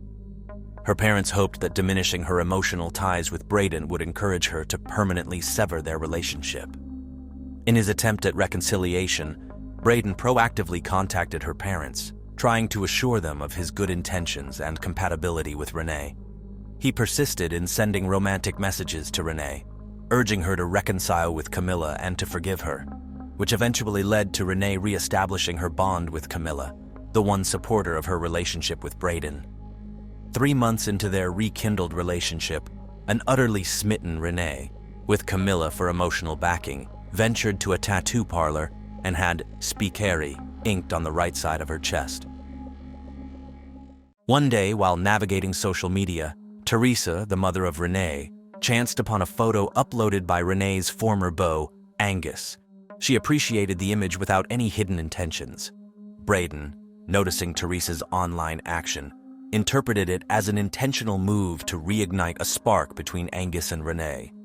He sent Teresa a highly aggressive and insulting message, denouncing her for disloyalty and criticizing her mothering skills for not endorsing her daughter's affection towards Betrayal. His message was filled with fury and contained several harsh remarks. This episode further deteriorated the parents' opinion of Renee's partner, considering him to be discourteous and conceited. Although Renee tried to mend the situation, Teresa stood her ground. Only after several months did the mother consent to engage in a discussion with Braden, proposing a condition that would allow Renee some autonomy while he remained incarcerated. If their bond endured this period, Teresa would reconsider her stance on him. To everyone's astonishment, the young man concurred. He reassured Renee of his undying love and intention to wed her upon his release, but in the meantime, he bestowed her with total freedom. Seizing this chance, Renee soon began a relationship with a co-worker named Ian. The Marsdens were delighted, finding Ian to be a stark contrast to Braden. He was courteous and calm. They were hopeful for a new beginning, yet Spiteri, vigilantly observing Renee's life, noticed the shift. Discovering Ian, he started menacing him online, attempting to dissuade him from pursuing Renee, despite having granted her freedom. Renee implored Braden to cease his intimidations towards Ian, yet in time, she and Braden found a way back to communicating regularly, now under the guise of friendship. Renee maintained her calm and continued her liaison with Ian, believing she had amicably resolved matters with Spiteri. In October 2012, on a work-related journey, she snapped a selfie in her hotel chamber close to a mirror and shared it on a social platform, unprepared for Braden's reaction. He spotted a pair of men's footwear in the image's backdrop and erupted in a jealous fury, charging her with being unfaithful. Renee found herself once again in the position of pacifier, clarifying that the shoes belonged to Ian, yet Spiteri's agitation persisted, and he even managed to secure Ian's contact details to menace him. Despite Braden's interference, Renee and Ian's bond flourished into an engagement during the festive period, though Braden's continuous involvement became a contentious point, prompting Ian to demand the choice between him and Braden. With Braden's impending release in the fall of 2013, Renee deliberated her options, but ultimately gravitated towards Braden, whom she deemed her soulmate. Endeavoring to mend their partnership proved arduous. Renee wrestled with emotional distress. Braden divulged that his father expected him to helm the family's lucrative construction venture upon his return, an aspiration he did not share. When Renee proposed he give his father's offer some thought, Braden lambasted her for being acquisitive and superficial, accusing her of pursuing the relationship solely for financial advantage, oblivious to his psychological and emotional state. Moreover, he perpetually berated her for her past with Ian, branding it as unfaithfulness and leveraging guilt. Caught in this toxic vortex, Renee felt immobilized. Yet Braden occasionally reverted to a tender and nurturing demeanor, ensnaring her in a cycle of emotional exploitation. In the summer of 2013, as Camilla embarked on a family vacation to the USA, Renee found the perfect moment to finally break off her friendship with her for good. Distance made the separation easier, particularly because Zaidan had reverted to her earlier manipulative and possessive tactics, prompting Renee to feel apprehensive of her. Immediately after Camilla's arrival in the USA, Renee messaged her, requesting she cease all contact and act as if they were strangers should they cross paths in the future. Amid this personal upheaval, Braden informed Renee of his impending communication blackout due to a hearing for potential early release, leaving her isolated just as she had distanced herself from Camilla. This period of solitude saw Renee consistently sending Braden heartfelt texts, despite the absence of his responses, clinging to hope for any sign of communication. Her patience was tested until she finally received a reply from him, only to be taken aback by its curt and unsympathetic nature. That same day, Teresa was startled by a message from Spiteri, alleging that Renee was a risk to herself. This prompted a concerned confrontation between Teresa and Renee, who clarified that her relationship with Braden was over, but assured there was no truth to the self-harm claims. Eager to delve deeper, Renee confided in her mother her realization of Braden's true character and reiterated her well-being. Subsequently, she prepared herself for a night out with friends, stepping out in search of comfort and diversion amidst their company. On August 5th, 2013, at precisely 5:49 p.m., Renee dispatched a heartfelt and lengthy message to her mother, conveying her affection and seeking pardon. Teresa promptly attempted to reach out to her daughter by phone, yet received no response. In a bid to grasp the situation, she contacted Camilla, who, although they hadn't spoken lately, had gotten a similar note. Camilla proposed they search for Renee at a likely spot, guiding them to a residence where, as Zaidan informed, resided Braden's sister, but to no avail. Subsequently, Teresa informed the authorities of her daughter's absence, and eventually, police discovered Renee's vehicle in the secluded Watson's Bay, far from the urban center. Found within the automobile was an unused mobile phone of the past 2 months, a Valentine's card from Braden, and a photo montage of him. Etched in the dust on the vehicle's window read, "I love you, Braden." The Marsden clan, along with several kin, ventured to Watson's Bay to seek Renee, uncovering her black ballet shoes. At that juncture, law enforcement was sealing the vicinity for investigation and advised the kin to await results at home. Teresa, restless, attempted reaching Braden, who neither answered calls nor acknowledged the vexed messages she dispatched, persuaded of his role in her daughter's vanishing. Subsequently, Renee's father made inquiries at the detention facility purported to detain Spiteri, only to learn no inmate bore that identity. Mark forthwith relayed his doubts to the police. When law enforcement initially probed Watson's Bay, Renee wasn't located, but they did uncover CCTV footage depicting her final moments. She was seen walking alone to a cliff's edge, leaping over a safety fence, pausing to look down, then using her phone to send 3 last texts before tossing it into the sea and following it herself. Her body was never recovered.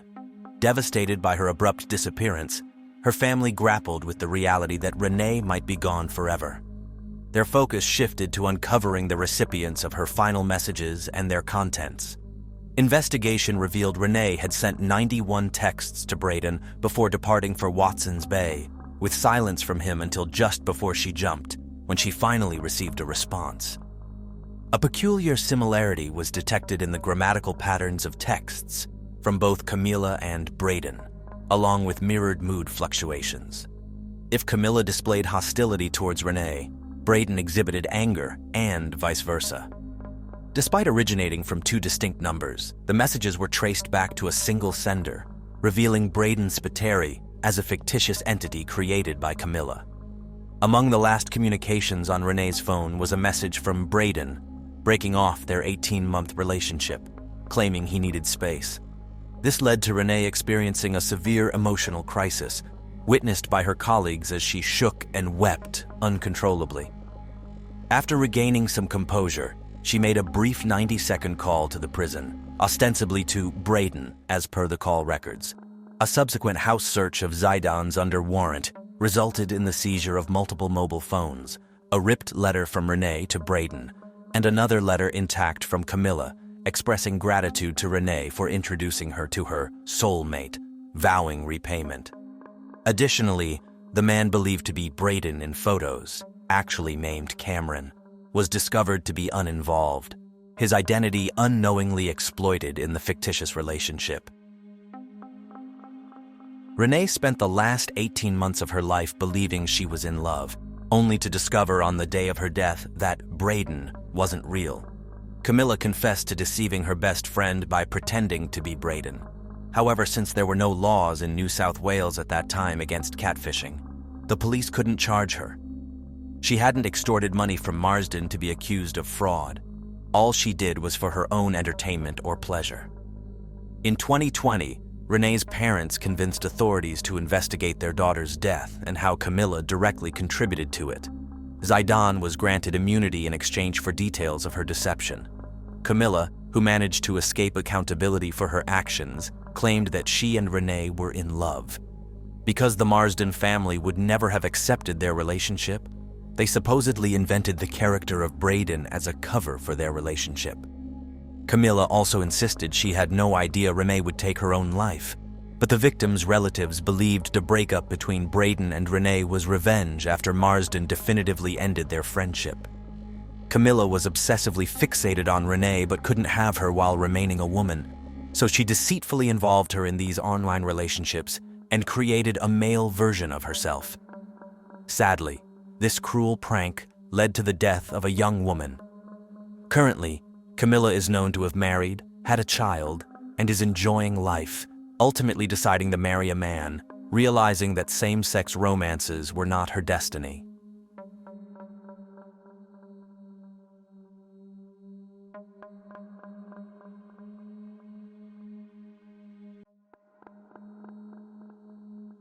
This narrative unfolded in 2013 in Brazil, the largest and among the most densely populated nations in Latin America.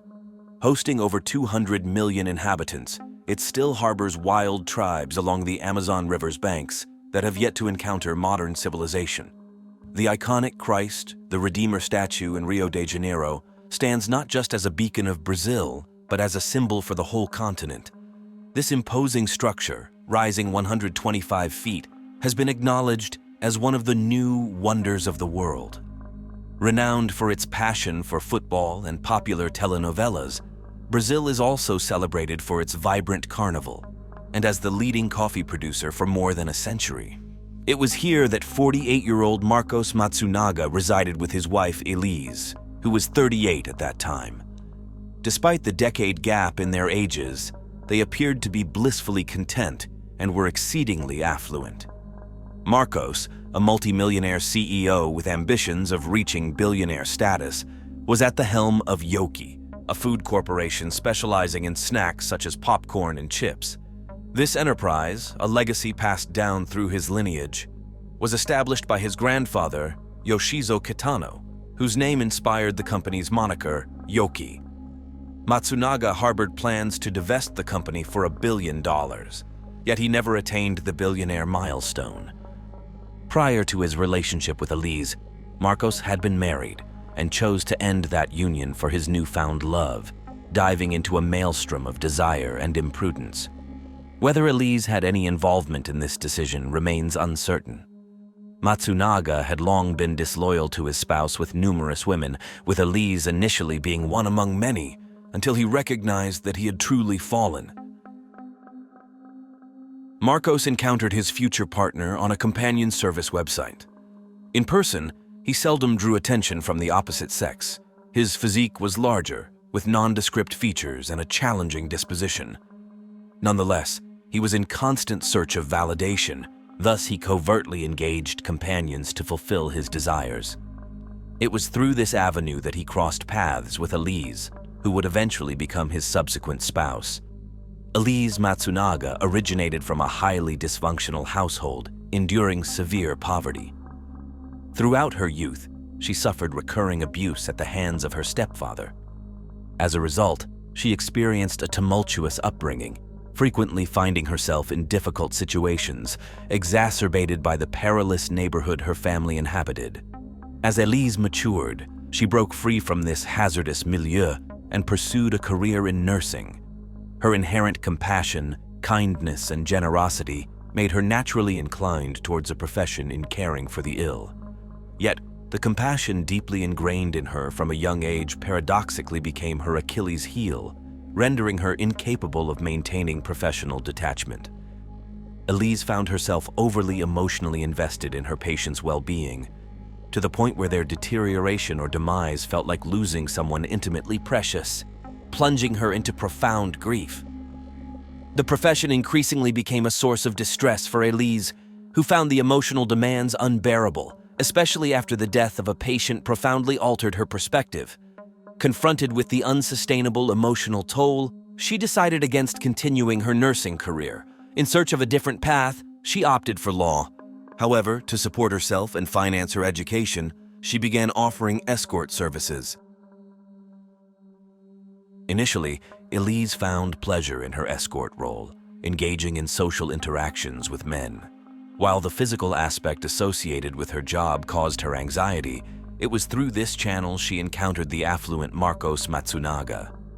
At that juncture, the Matsunaga lineage stood among the elite in Brazil, their enterprise, Yoki, being a front-runner in the industry, much of its expansion credited to Marcos's stewardship. He surpassed the achievements of his predecessors, propelling the company onto the international stage. Marcos had been indulged with the finest from a young age, enjoyed widespread travel, indulged in lavish pursuits, and savored the essence of life. The sole void was a genuine connection with women. Despite his wealth and accomplishments, women showed minimal interest in him. Some perceived him as lacking conventional attractiveness, with his personality possibly contributing to this perception. Regardless, his fortune failed to secure lasting relationships with the attractive women he pursued, who invariably exited his life swiftly. However, before assuming control of the company, while his father remained at the helm, a young woman emerged, demonstrating sincere interest in him. This burgeoning millionaire wed her, driven not by profound affection but by a sense of urgency. Entering into this union, Marcos swiftly recognized his discontent. He had acted hastily, choosing poorly, yet rather than pursuing divorce to find a compatible partner, he resorted to infidelity, engaging with women from escort services. Elise notably captivated him to the extent that he expedited his divorce and promptly remarried. Naturally, he had no intention of disclosing to his kin and acquaintances that their meeting was through an escort service, having compensated her for her companionship on multiple occasions. Marcos intended to frame their acquaintance as coincidental, perhaps during a casual cafe encounter, with the hope that the actual circumstances of their meeting would remain undisclosed. The family refrained from probing. They surmised the truth independently. Elise was notably attractive and, crucially, a decade Marcos's junior. She seemingly leveraged her allure to wed the affluent yet physically unremarkable millionaire eyeing his wealth. Marcos's circle endeavored to unveil Elise's genuine motives, yet he dismissed the notion that she was solely after his fortune, hastily committing to marriage as though fearing her departure. Marcos swiftly integrated her into his opulent mansion, adorned with an array of luxury goods. Beyond Elise, his greatest passion was wine. He even established extensive cellars beneath his residence to house his $2 million wine collection. Additionally, a concealed room within the mansion, laden with firearms and ammunition valued at $500,000, highlighted the eccentricities amidst his lavish lifestyle, which also featured prized art pieces. Marcos's spending habits on certain luxuries were notably lavish.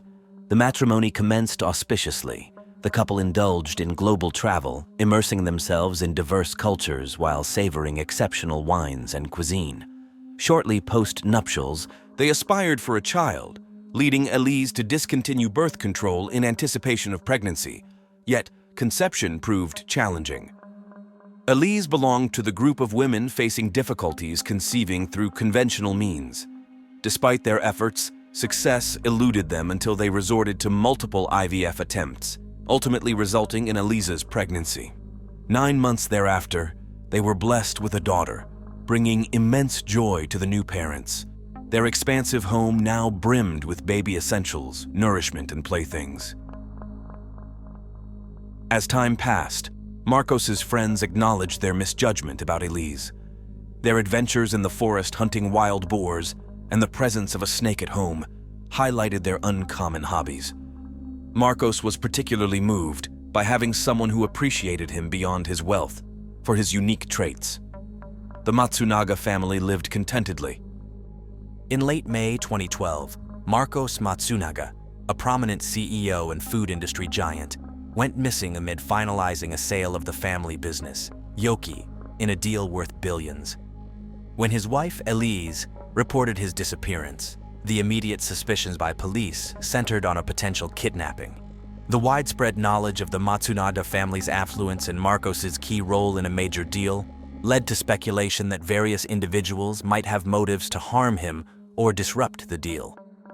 The investigation into Marcos Matsunaga's disappearance intensified as police interrogated his colleagues, friends, and acquaintances to uncover potential adversaries or individuals who might benefit from his sudden absence.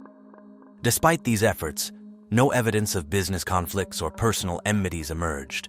Marcos appeared not to have had overt rivals wishing for the deal's collapse.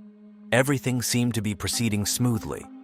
In their discussions with Elise Matsunaga, detectives aimed to piece together Marcos's routines and his agenda on the day he vanished. Elise recounted that on the evening of his disappearance, Marcos had informed her of a meeting with a prospective buyer willing to purchase Yoki for $1 billion. He anticipated the negotiations would extend late into the night and advised her not to wait up. Additionally, Marcos had an early meeting planned for the following day and mentioned the possibility of spending the night at the office. The next morning, with Marcos still absent and no word from him, Elise's concern grew. Convinced the situation was a kidnapping for ransom, the police expected the abductors to soon make contact with demands. However, as time elapsed without any ransom requests or threats regarding Marcos's well-being, the case grew colder. Despite exhaustive efforts by detectives to locate Marcos or glean any leads on his whereabouts, the investigation stalled with no tangible evidence or clues to guide them. Shortly after the police launched their investigation, Elisa Matsunaga brought new details to Marcos's parents that she had not disclosed to law enforcement. She informed them Marcos had left of his own accord, taking his belongings with him. According to Elise, Marcos had been unfaithful, engaging with other women, mirroring his behavior from his first marriage. This wasn't his first indiscretion. When confronted with his infidelity, Marcos would plead for forgiveness. At one such juncture, Elise was pregnant with their daughter and chose to stay, prioritizing the future of their unborn child, despite the deep hurt and betrayal she felt. Discovering her pregnancy amidst the turmoil significantly influenced her response to Marcos's cheating, altering her initial impulse to leave. Despite a period of good behavior during the first 2 years after their daughter's birth, Marcos resumed his unfaithful activities a few months prior to vanishing. In May, Elise had to leave for a week to care for her gravely ill grandmother. Anticipating her husband might exploit her absence, she employed a private investigator to surveil Marcos, documenting his actions and gathering video evidence. Her suspicions proved accurate. Marcos was unfaithful every night during her absence, engaging with a woman named Natalia, encountered through the same website as Elise. He invited Natalia to their home and dined with her at restaurants they usually visited together, actions observed by familiar staff who recognized the Matsunaga family. Marcos's behavior seemed a blatant disregard for his marriage to Elise. The private investigator compiled conclusive proof of Marcos's betrayal, presenting Elise with detailed reports of their locations and activities, along with video evidence. Elise shared a video with her parents, capturing Marcos with another woman before his disappearance. When she confronted Marcos with these findings, unlike his previous reactions of excuses or pleas for forgiveness, he offered no justification. Instead, he packed his belongings and departed. It was revealed that Marcos had not been abducted. He had chosen to leave voluntarily. Despite the devastation caused by their son's betrayal, his parents expressed their support for Elise out of compassion for her and their granddaughter. The Matsunaga family assured that the mother and child would be well provided for. The authorities were informed that abduction was not a factor, thus negating the anticipation of ransom demands. Shortly after detectives dismissed the abduction angle, Marcos's brother received an email reassuring that Marcos was fine and there was no cause for alarm. In the message, he expressed remorse for his behavior to Elise, yet he left out details regarding his whereabouts or what he was up to, merely stating he was unharmed and deeply apologetic. The police concluded there was no actual criminal act. Marcos had merely fled after being unfaithful to his spouse, prompting the cessation of their investigation. Nonetheless, in less than a week, a shocking find was made 20 miles from Marcos's residence: the dismembered corpse of a man. It was the remains of Marcos Matsunaga, his body severed into pieces and dispersed throughout fields and woodlands. Some body parts were contained in standard blue garbage bags, with others found amidst the grass, alongside a blue bag holding his clothing, including jeans and a shirt.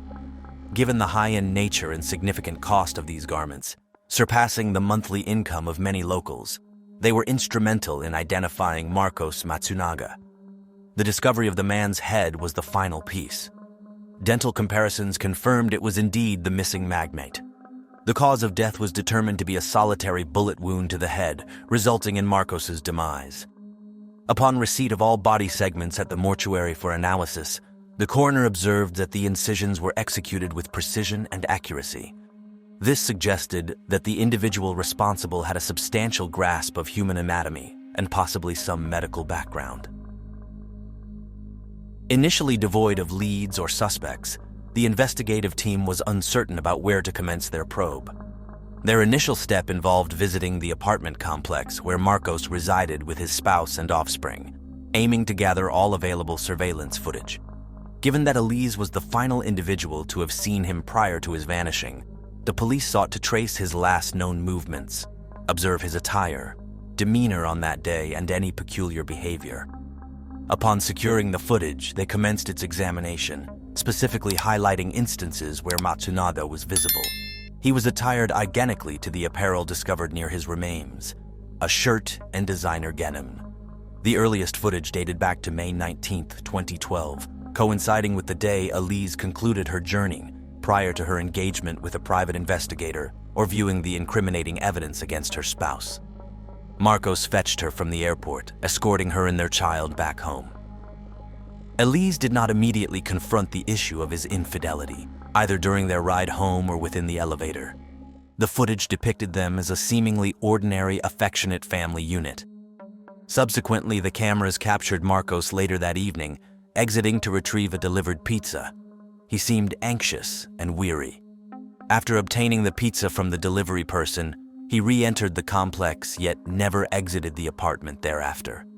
The following morning, Elise Matsunaga was recorded exiting her residence with 3 notably heavy suitcases, struggling to maneuver them to the elevator. She then departed the complex, managing to load the luggage into a vehicle. Hours later, she returned, absent the cumbersome baggage. The contents of those suitcases and their destination remained a mystery. What transpired within that apartment remains speculative, yet the authorities were persuaded of Elise Matsunaga's involvement in her husband's demise. She was the sole adult present in the apartment with him before his disappearance, raising the question, could she have been responsible for his murder, subsequent dismemberment, and removal of his body using the suitcases? With a plethora of unanswered questions, the law enforcement officials promptly detained Elise, despite her initial denials. The irrefutable evidence from the surveillance videos led to her being formally accused of the offense. Under rigorous interrogation by the investigators, she eventually admitted to the homicide of her spouse, elaborating on the events that culminated in this heinous act. Elise described a prolonged argument that spanned several hours into the night. Amidst the dispute, they decided to order pizza for dinner, as neither had the inclination to cook. Before the pizza's arrival, Marcos exhibited strange behavior, answering a call and retreating to another room for the conversation. Upon his return, he told Elise that it was his father on the line, needing assistance that evening. After they had their meal, Marcos got ready to visit his parents' home. Elise immediately sensed deceit.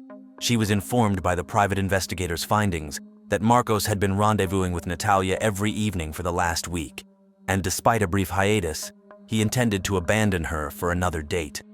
Elise's anger was palpable. She initially aimed to handle the situation with a level head, aspiring to address and resolve the conflict thoughtfully. However, Marcos's pretense of visiting his father triggered Elise's outrage. She could no longer restrain her anger, confronting him with accusations of dishonesty. Marcos, rather than apologizing or attempting reconciliation, reacted with intense anger, labeling her delusional and dismissing her claims as fabrications.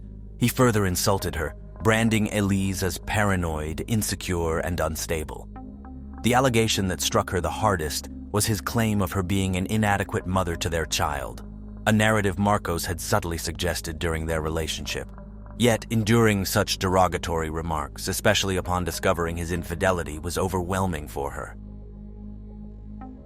Externally, the Matsunaga family portrayed an image of happiness. Yet beneath the surface, they were deeply troubled. Marcos was an exceedingly possessive and domineering spouse who restricted Elise from maintaining male friendships. He frequently called her, around every 30 minutes, to monitor her location and ascertain if men were present during her law studies. Elise was even compelled to request her male peers to remain silent in the background while she conversed with Marcos over the phone. Throughout their union, Marcos belittled Elise, instilling feelings of worthlessness and inadequacy within her. He continually referenced her previous occupation in escort services, belittling her by saying he had rescued her from degradation and mockingly doubting her ability to find someone else who would value her past, effectively reducing her to merely an object for sexual exploits. Elise had envisioned a transformed life through her marriage to Marcos, yet he failed to recognize her worth. On the fateful night, Marcos reiterated those demeaning remarks, and during their altercation, he struck her face. This physical assault marked the first instance of such aggression in their relationship, which had previously been limited to verbal abuse. For Elise, this act was a breaking point. She could no longer endure his maltreatment and immediately resolved to seek a divorce, which she declared to Marcos. He responded with calmness, stating she could leave but would not be allowed to take their daughter with her. He threatened to use his financial influence to challenge her custody claims, asserting she was unfit for motherhood and hinting at institutionalization for mental illness if she attempted to take their child. Marcos's threats and manipulation were constant throughout their marriage. The night's events were a haze for Elise, dominated by tumultuous emotions. At one juncture, she found herself with a gun in hand, while Marcos tauntingly dared her to fire. Acting without full awareness, she aimed and discharged the firearm at Marcos, fatally wounding him. Realizing the gravity of her actions, panic ensued. Aware of the imminent life imprisonment and the impact on her daughter, losing both parents, Elise sought to conceal the crime. With no other method to dispose of the remains, she resolved to dismember the body and relocate it. Utilizing hunting knives, typically employed for disassembling boar carcasses, which Marcos had taught her to use adeptly for skinning and cutting through bone and tissue, she undertook the grim task. Ironically, the pistol, taught to her by Marcos for protection, became the instrument of his demise. In the fortnight after the slaying, Elise Matsunaga masqueraded as a mournful widow, all the while consumed by fear that her deeds would come to light. Her actions of meticulously dismembering her spouse's remains cast a shadow over any semblance of compassion, marking a stark contrast to the heinous act. It is argued by some that Elise concocted stories of mistreatment and verbal abuse, given that Marcos was no longer able to contest these allegations. The team of prosecutors, after examining the evidence, highlighted that the bullet's path suggested Marcos was either seated or reclining, effectively vulnerable at the moment he was shot. This led to the conclusion that Elise had deliberately planned the killing of her affluent husband. Compounding the grim scenario, their child was in an adjacent room when the murder occurred. Further, An autopsy uncovered that Marcos had blood in his lungs, a sign he was still alive when Elise started to behead him. Elise denied any knowledge of how Marcos could remain alive after a gunshot wound to the head. Eventually, Elise Matsunaga was convicted for the murder and the subsequent dismemberment of her husband's corpse. She received a sentence of 19 years and 11 months behind bars, with her anticipated release set for 2035. The care of their young daughter has been taken up by Marcos's parents, who report that she is faring well. On October 8, 1972 in Ridgewood, Melanie Linslate came into the world. She was an exceptional, vibrant youngster, never causing any trouble and always ready to lend a hand to others. Following her high school graduation, Melanie pursued her education at Rutgers University, taking on dual majors in mathematics and psychology, and subsequently earned her degree from nursing school. Melanie secured a position at one of the nation's top reproductive medicine clinics, gaining admiration for her commitment and empathy. Her patients cherished her. To save money, she also took on a job as a waitress, all while living at her parents' home. At the same establishment, 34-year-old Bill Maguire served as a waiter. Bill, who had been married before and served in the Navy, was known for his wit, intelligence, generosity, and remarkable friendship qualities, always ready with a joke and a way to lift the spirits of those around him. A casual flirtation sparked between Melanie and Bill, drawn together by their shared wit, quickly blossoming into deep affection. Maguire found in Melanie a love he had never experienced before, and in 1999 they married. Shortly thereafter, they welcomed their first son. Bill found employment as a programmer at a tech institute in New Jersey, earning a good wage. The couple chose to settle in Woodbridge, a modest town with a population nearing 100,000. They leased a townhouse, and to outsiders appeared content in their life and in raising their son. However, beneath the surface, they struggled to deal with Bill's unfaithfulness. Arguments often broke out over his gambling habit. Bill would venture to Atlantic City, spending nights at the casino. Sometimes he came back with substantial wins, but more often he faced hefty losses. His aim for quick wealth never materialized. Over time, his disappointments were taken out on his wife. Bill's temperament started to shift in unforeseen ways. Occasionally, he grew extremely agitated and unleashed his frustration on Melanie. Once, after getting a ticket for speeding, he exploded in anger, phoning his wife to yell at her. When she disconnected the call, he phoned again, scolding and even threatening her with physical harm for the audacity of hanging up on him. Roughly 3 years into their marriage, Melanie found out she was expecting their second boy. She was employed at the infertility clinic when Dr. Bradley Miller joined the team. Brad had a family with young kids. As Melanie and Bill's relationship worsened, filled with quarrels, suspicions of cheating, financial disagreements, gambling issues, and neglect, Melanie sought comfort elsewhere. She initiated a romance with the new doctor during the final stages of her pregnancy at 38 weeks. Miller was significantly kinder compared to her spouse. Despite her efforts to resist, given Bill's indifference towards their union, she eventually gave in as well.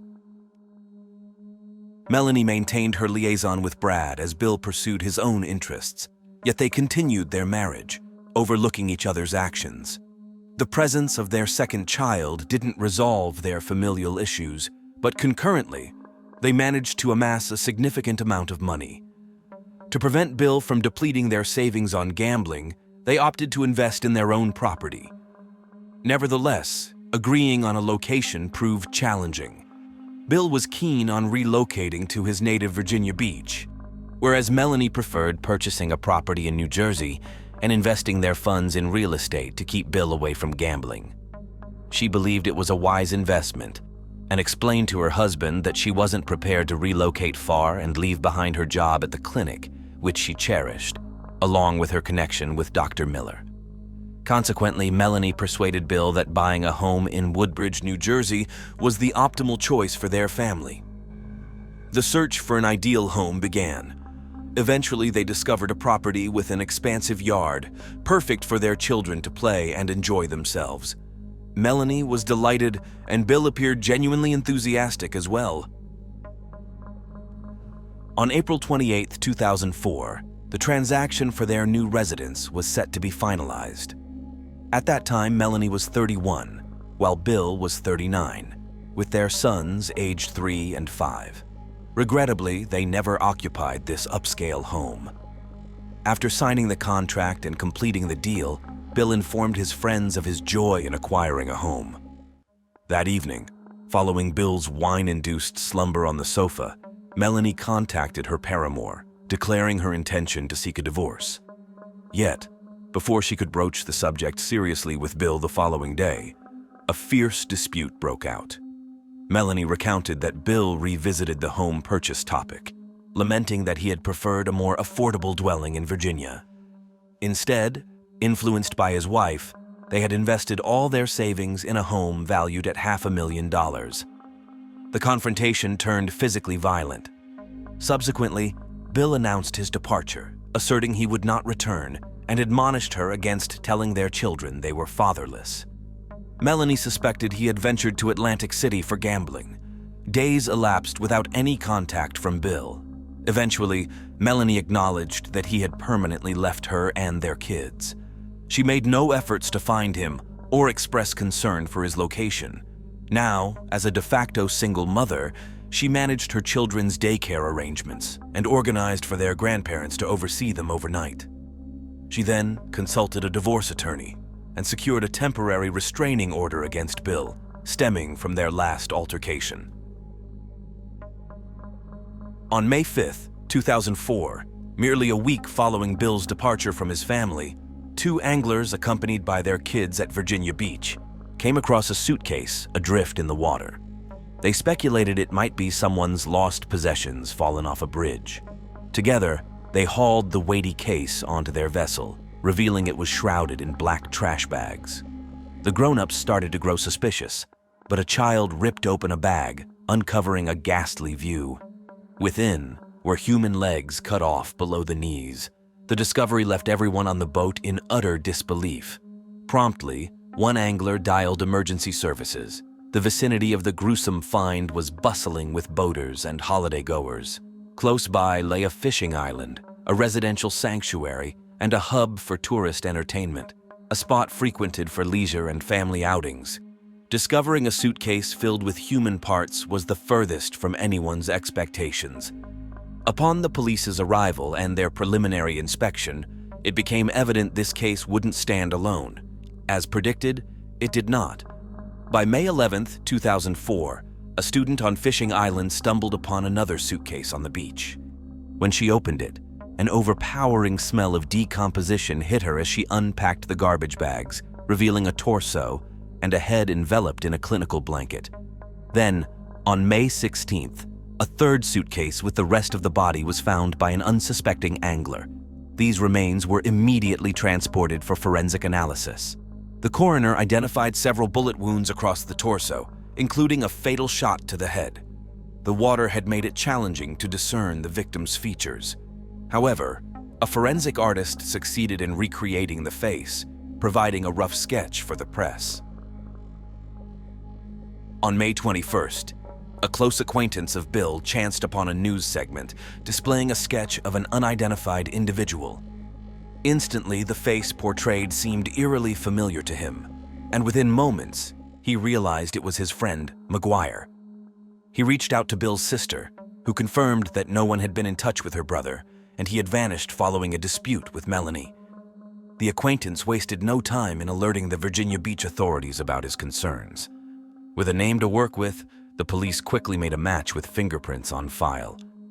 Maguire had a history of arrest for reckless driving, which had his fingerprints in the system. Undoubtedly, the remains encased in 3 separate suitcases were identified as those of William Maguire. The next step was to unravel the circumstances of how his body ended up there. Initially, the detectives invited Melanie to the local precinct. Overwhelmed with distress and tears upon receiving the news, her reaction was one of profound sorrow. However, during her subsequent visit to the Virginia Beach police station, she arrived accompanied by her divorce attorney and a criminal defense lawyer. This action struck the officers as somewhat peculiar. A bereaved spouse flanked by 2 attorneys was not a common sight. Throughout their discussion, Melanie displayed clear signs of anxiety, particularly when the topic of the suitcases containing the remains was broached. Initially, she denied any ownership of such luggage, yet the following day, she contacted the authorities confessing they did own a similar set. Regarding the motive behind Bill's fate, Melanie depicted him as abrasive and capable of inciting trouble, also highlighting his severe addiction to gambling. She suggested he had a tendency to borrow money and fail to return it promptly, which ultimately led to dire consequences. In the aftermath, the police undertook a thorough inspection of the couple's townhouse to gather further evidence and potentially rule out Melanie as a suspect. The interior was immaculately clean. By this time, widow Maguire had moved out with her children, and the late husband's possessions had been given away to friends. Interestingly, Bill's items were packed in large black trash bags, akin to those discovered within the suitcases. Additionally, a blanket identical to the one enveloping Bill's head was found, its presence rationalized by Melanie's profession in nursing. Bill's vehicle was located in the parking area of the Flamingo Hotel in Atlantic City, where it was revealed that Melanie had placed it there as a reprisal for his unfaithfulness, purportedly moving it as a prank. Following the release of his remains for burial, Melanie expedited the cremation process and arranged the funeral swiftly, leaving attendees taken aback by the haste. Observers noted the service's brevity, lasting merely 10-15 minutes, marked by a palpable sense of detachment and coldness. Melanie justified her actions by stating her new reality as a single parent necessitated moving forward with her life. The perplexity among law enforcement stemmed from the discovery of Bill's remains in Virginia, far from his home in New Jersey. Nonetheless, investigators were convinced of Melanie's involvement in his tragic end. The probe into Bill Maguire's death was escalated to a high priority. Given the gunshot wounds, the police delved into Melanie's recent acquisition of a firearm, discovering she had purchased a pistol in a neighboring state merely 2 days before the uproar ensued. Initially, Melanie denied the presence of any firearm in their residence. However, in a later interrogation, she confessed to purchasing the pistol on Bill's behalf, citing his concerns over failing a background check due to past traffic infractions. He purportedly needed the gun for self-defense. The case grew more suspicious with each coincidental discovery. Law enforcement resorted to tapping Melanie's phone communications, hoping she might unwittingly reveal her culpability. This intensive surveillance resulted in over 500 hours of recorded conversations. It was within these recordings that the police uncovered Melanie's extramarital affair with Dr. Miller, an element that post-Bill's demise emerged as a potential motive for murder. The inquiry then shifted to explore any possible involvement of Dr. Miller in Maguire's murder. The logistics of how a small-statured nurse could manage to dismember a body and distribute it across 3 suitcases raised questions. When detectives confronted Miller about these suspicions, he, a married man with young children, refuted all claims of involvement. To substantiate his innocence, he consented to wear a wire during an encounter with Melanie, an action that eventually absolved him of any suspicion in the case. Nonetheless, a fresh lead surfaced. The police ascertained via toll records that Melanie made a trip to Delaware on May 4th. This journey was significant because it took her over a bridge spanning the Chesapeake Bay. It was here on May 5th that anglers and youngsters stumbled upon the initial suitcase holding Bill's body parts. Melanie maintained that her voyage to Delaware was motivated by the lower prices of furniture available there. Yet, pausing on the bridge to discard 3 suitcases through an open window would have seemed odd, especially in an area typically congested with dense traffic. The bulk of evidence leaned towards Melanie, yet it remained indirect. The district attorney's office was in need of further details to pinpoint the exact location and timing of the murder, and to ascertain how Bill ended up in the Chesapeake Bay. An initial inspection of their residence didn't turn up anything conclusive, leading to the decision to carry out several more thorough searches to catch any overlooked evidence. A second, more detailed examination was conducted. They undertook various chemical analyses and even extracted segments of piping for closer scrutiny, but still no direct evidence of a crime committed within those walls emerged. Subsequently, A meticulous examination of Bill's automobile uncovered evidence that could potentially crack the case wide open. Inside, investigators discovered 2 syringes and a vial of chlorine solution, prescribed by Dr. Bradley Miller. Remarkably, traces of the same chlorine solution appeared in Bill's cab service records, but the revelations didn't stop there. After scrutinizing minute residues found in Maguire's car, investigators identified minuscule fragments of human tissue, which the press would label as human sawdust, unmistakably linked to Bill, alongside a bullet shard entwined with tiny pieces of dark green cloth. A couch of the same color had once been a fixture in the Maguire residence. When questioned about the formula for the chlorine concoction, Bradley glanced at the document and denied that the signature was his, suggesting instead it was Melanie's doing. The investigative team then posited that Melanie had acquired a firearm 2 days prior to Bill's mysterious disappearance. She had pilfered a notepad bearing Miller's prescription letterhead to forge a prescription for the chlorine solution, procured from a drugstore shortly before the murder. Melanie bided her time until the day they finalized the purchase of their dream house, after which Bill abruptly went missing. It seemed Melanie had carefully orchestrated her spouse's murder with nearly impeccable precision. She spiked her husband's drink with the chlorine solution to render him unconscious, then, employing a sofa cushion as a makeshift silencer, shot him. Subsequently, she transported his remains to another location. The following morning, she dropped her children at a daycare facility, arranging for their collection by her parents. With the children out of the way, she dismembered his body using a power saw into 3 segments, encased them in suitcases, and meticulously eradicated any blood traces of the scene, making it appear as though nothing untoward had occurred. The sofa, now an inconvenient piece of evidence, was disposed of alongside other household items during the move. Subsequently, Melanie embarked on a journey to Virginia Beach in her vehicle, a trek lasting 7 hours in one direction. It was during this time she was observed on a toll road. She then discarded the suitcases off a bridge near Chesapeake Bay before heading back. Afterwards, she utilized Bill's automobile to go to Atlantic City, where she left it in the parking lot of the Flamingo Hotel and took a taxi back, paying the fare in cash. Melanie's oversight was that despite her thorough efforts to cleanse the crime scene, she overlooked the footwear she had on while disassembling her husband's body. In transporting his vehicle to Atlantic City, she transferred minuscule human remains particles to the car's floor mat, adhered to her shoes.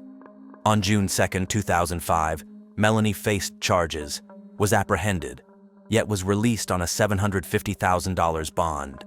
Pending her trial, her offspring were removed and placed in the custodial care of Bill's sister, who permitted supervised encounters with Melanie. Following her release on bail, Melanie encountered additional allegations on October 11, 2005, leading to an increase in her bail to $2 million, yet she was released once more. While free, Melanie assembled a renowned defense team. Her attorneys contended that the seemingly incriminating coincidences were explainable and that there was no direct evidence linking her to the crime. Nevertheless, the prosecution built a strong case with new incriminating evidence sourced from the family's home computer. Forensic analysis of the hard drive unveiled search queries such as methods to illegally acquire weapons, untraceable poisons, and ways to commit murder. The prosecution maintained that Melanie conducted these searches, indicating long-term planning of the crime. However, Melanie's legal team emphasized that the computer was accessible to the whole family, making it challenging to pinpoint who exactly made these searches. The plastic bags found with human remains and the clothing bags Melanie surrendered were produced by the same manufacturer. The discovery of animal fur on the bags, despite the family not owning pets, added to the mystery. Nearly 3 years post-crime, Melanie Maguire's trial commenced on March 5, 2007. The prosecution argued her motive was to begin anew with her paramour. Bradley Miller's testimony during the trial startled Melanie and placed him in a precarious situation, revealing his affair in a very public manner and compelling him to testify against Melanie to prevent further damage to his personal life. Ultimately, the jury commenced its deliberations. The prosecution was anxious about whether they had sufficiently proven Melanie Maguire's culpability to the jury. They pondered if the jury could accept that a small, seemingly innocent nurse was capable of such a heinous act. In July 2007, at 34 years of age, Melanie Maguire was condemned to life in prison, eligible for parole only after serving 66 years. Her future would now be confined within the walls of a prison cell. Her defense team was baffled by her conviction amidst significant reasonable doubt and vowed to continue advocating for her. Melanie pursued numerous appeals, all of which were rejected. At present, she is adapting to a life devoid of freedom, away from raising her children and missing out on her prime years. Toronto, the capital city of Ontario in Canada, is a vibrant urban center known as the country's economic and business hub. It boasts a varied terrain, featuring thick woodlands, parks, rivers, and lakes. It is home to about 6.5 million people. A 400-mile journey southwest takes you to Windsor, situated right on the banks of the Detroit River, opposite the American city of the same name. This city became the new home for two Croatian immigrants, Joseph and Elana Frick, who found employment at rival car manufacturers, Chrysler and General Motors. The couple was blessed with two daughters. Their firstborn, Carolina, arrived in 1970, and their second, Elana, in 1977. Elana was seen as a blessing by her parents, following 2 failed pregnancies and medical advice against the possibility of more children. Both daughters were bright, with the younger one showing a passion for reading and achieving academic excellence in middle school. Elana dedicated her youth to reading, dancing, and was particularly driven about financial success, motivated by her parents' diligence. She worked in the cornfields around Windsor every summer, aiming to earn enough to relieve her parents from the need to work. Elana naturally excelled in mathematics and sciences, harboring aspirations to pursue a medical career. During her final year of high school, she fell deeply in love with a peer, Matthew Reno. They were inseparable, sharing all activities. Their relationship continued to flourish at the University of Windsor, where they became known as a content and steadfast pair. In 1999, Elana began her medical studies at the University of Ottawa, maintaining a long-distance relationship with Matthew. However, the distance proved too challenging, leading to their eventual separation despite previous discussions of marriage. Throughout the next few years, Elana chose to remain unattached. However, in 2003, a casual evening spent playing pool in a hospital lounge in Ottawa marked a pivotal moment when she encountered Mohammed Shamji, a newcomer to the hospital's staff, and a student in the reconstructive surgery department of a nearby clinic. Mohammed's interest in Elana was piqued, leading him to inquire about her with several nurses and eventually obtain her contact information. Mohammed, like the knowledgeable Elana Frick, was an academic achiever. He had attended the esteemed Ashbury College before moving on to Yale University, where he completed a master's degree in organic chemistry. Despite being academically talented, Shamji was introverted and socially awkward, which often hindered his romantic endeavors. His initial interaction with Elana was no different. He was clumsy and inept in conversation, even though Elana tried to engage him with talks about literature. However, his ambition and intelligence ultimately won her over. Their dating began, but it wasn't long before issues emerged. Elana was deeply in love with Mohammed, feeling undeserving of him, especially as he juggled his relationship with her while seeing another woman he had met in college. This duality led to discomfort and disputes early on, making their relationship seem one-sided. Elana frequently lavished Mohammed with gifts and surprises, whereas he appeared disinterested and passive, lacking enthusiasm for a romantic engagement with her. His attitude even caused Elana's parents concern, as they did not wish for their daughter to be linked with someone like him. Elana ended their relationship twice within the first year, yet each time, he managed to convince her to return. Pregnancy can come as a surprise, and for Mohammed and Elana, it indeed arrived during a particularly tumultuous period in their relationship. Coming from a Muslim background with Somali heritage, Shamji found himself in a difficult position. His faith required him to be married before welcoming children, regardless of his personal desires. Ultimately, he chose to honor his traditions by formalizing his relationship with Elana. In September 2004, the couple exchanged vows and began their married life together in a home on Scout Street in Ottawa, securing positions in family medicine and neurosurgery respectively. By January 2005, they were ready to celebrate the birth of their first daughter. However, the addition to the family did little to alter Mohammed's behavior. His dedication to his career remained unwavering, with his time consumed by work or study, neglecting the needs of his wife and newborn. His disconnection from family life grew, showing little to no interest in his wife and daughter's well-being. As time passed, the strain in Mohammed and Elana's marriage became more apparent. Elana's parents grew increasingly concerned about Mohammed's behavior, particularly after an incident where they overheard him verbally mistreating their daughter during a phone call.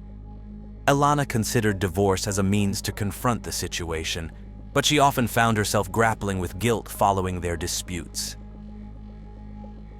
By the summer of 2005, the bond between them had turned so volatile, with Mohammed's actions becoming increasingly unmanageable, that it culminated in physical aggression. He struck his wife, making her lip bleed. Consequently, he was thrust into a challenging predicament as the assault resulted in legal action against him. This occurred precisely when he was seeking a doctoral position at Duke University, and any legal conviction could have significantly impacted his academic status and professional future. Realizing the gravity of his actions, Mohammed implored his wife to retract the charges. He earnestly appealed to her, asking for forgiveness and to be taken back, stating that his existence would be meaningless without her. Following her decision to withdraw the charges, Mohammed agreed to a plea deal that imposed a year-long probation on him, and the situation started to improve. While this agreement halted his aggressive behavior, it also created a situation where future offenses could go unpunished. Following their reconciliation, Elana went back to Mohammed. It was perplexing to many what bound her to him. She was bright, well-educated, financially autonomous, and had the backing of her family and friends. Yet her love for her husband and the hope that he would change kept her by his side. Unbeknownst to her, his motives were not rooted in love for her and their child, but in selfish desires and the pursuit of his own goals. Despite everything, Elana clung to the fleeting joys and the vision of a harmonious family life ahead. In the spring of 2005, Shamji was accepted into a prestigious biomedical engineering program at Duke University. Meanwhile, Elana started her journey in a master's program for public policy. The couple relocated to North Carolina, embracing the bustling lifestyle of suburbia. Their young daughter was enrolled in daycare as they advanced their academic and professional endeavors. 3.5 years on, Mohammed wrapped up his doctoral degree, initially planned for 5 years, and Elana secured a notable scholarship that covered the bulk of her tuition expenses. Academically, they emerged as bright prospects in their respective fields. It was during this period that they welcomed their second daughter. Upon completing their studies in the summer of 2009, the now 4-member family returned to Ottawa, Canada. Elana embarked on her medical career at a local hospital, quickly establishing herself as a reputable family physician. Mohammed, with aspirations of becoming a neurosurgeon, pursued his studies with unwavering dedication. Their social media presence grew, showcasing a seemingly idyllic family life. Yet the reality behind their online facade was starkly different. Elana and Mohammed presented themselves as highly successful, deeply in love, and mutually supportive. Their posts included snapshots from opulent conferences worldwide, family outings, and a seemingly lavish lifestyle, suggesting a picture-perfect family. However, the reality within their home told a different story. Mohammed maintained a tight grip on Elana, monitoring her friendships and demanding the removal of anyone he disapproved of. Elana was required to get Mohammed's consent before sharing any photographs online.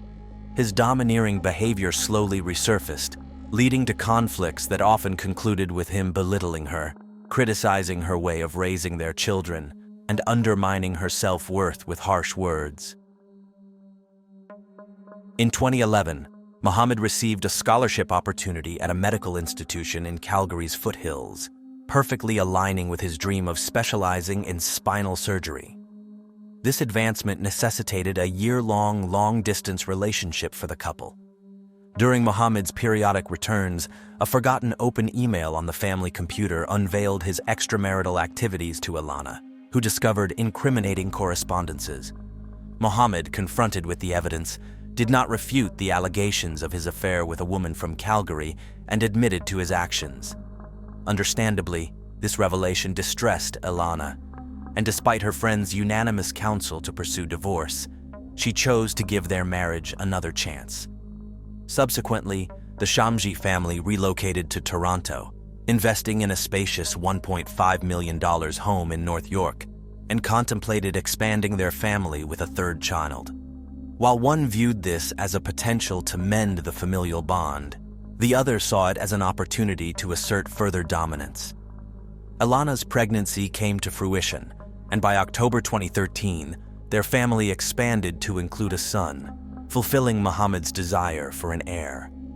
Over the next couple of years, the family experienced a period of calm.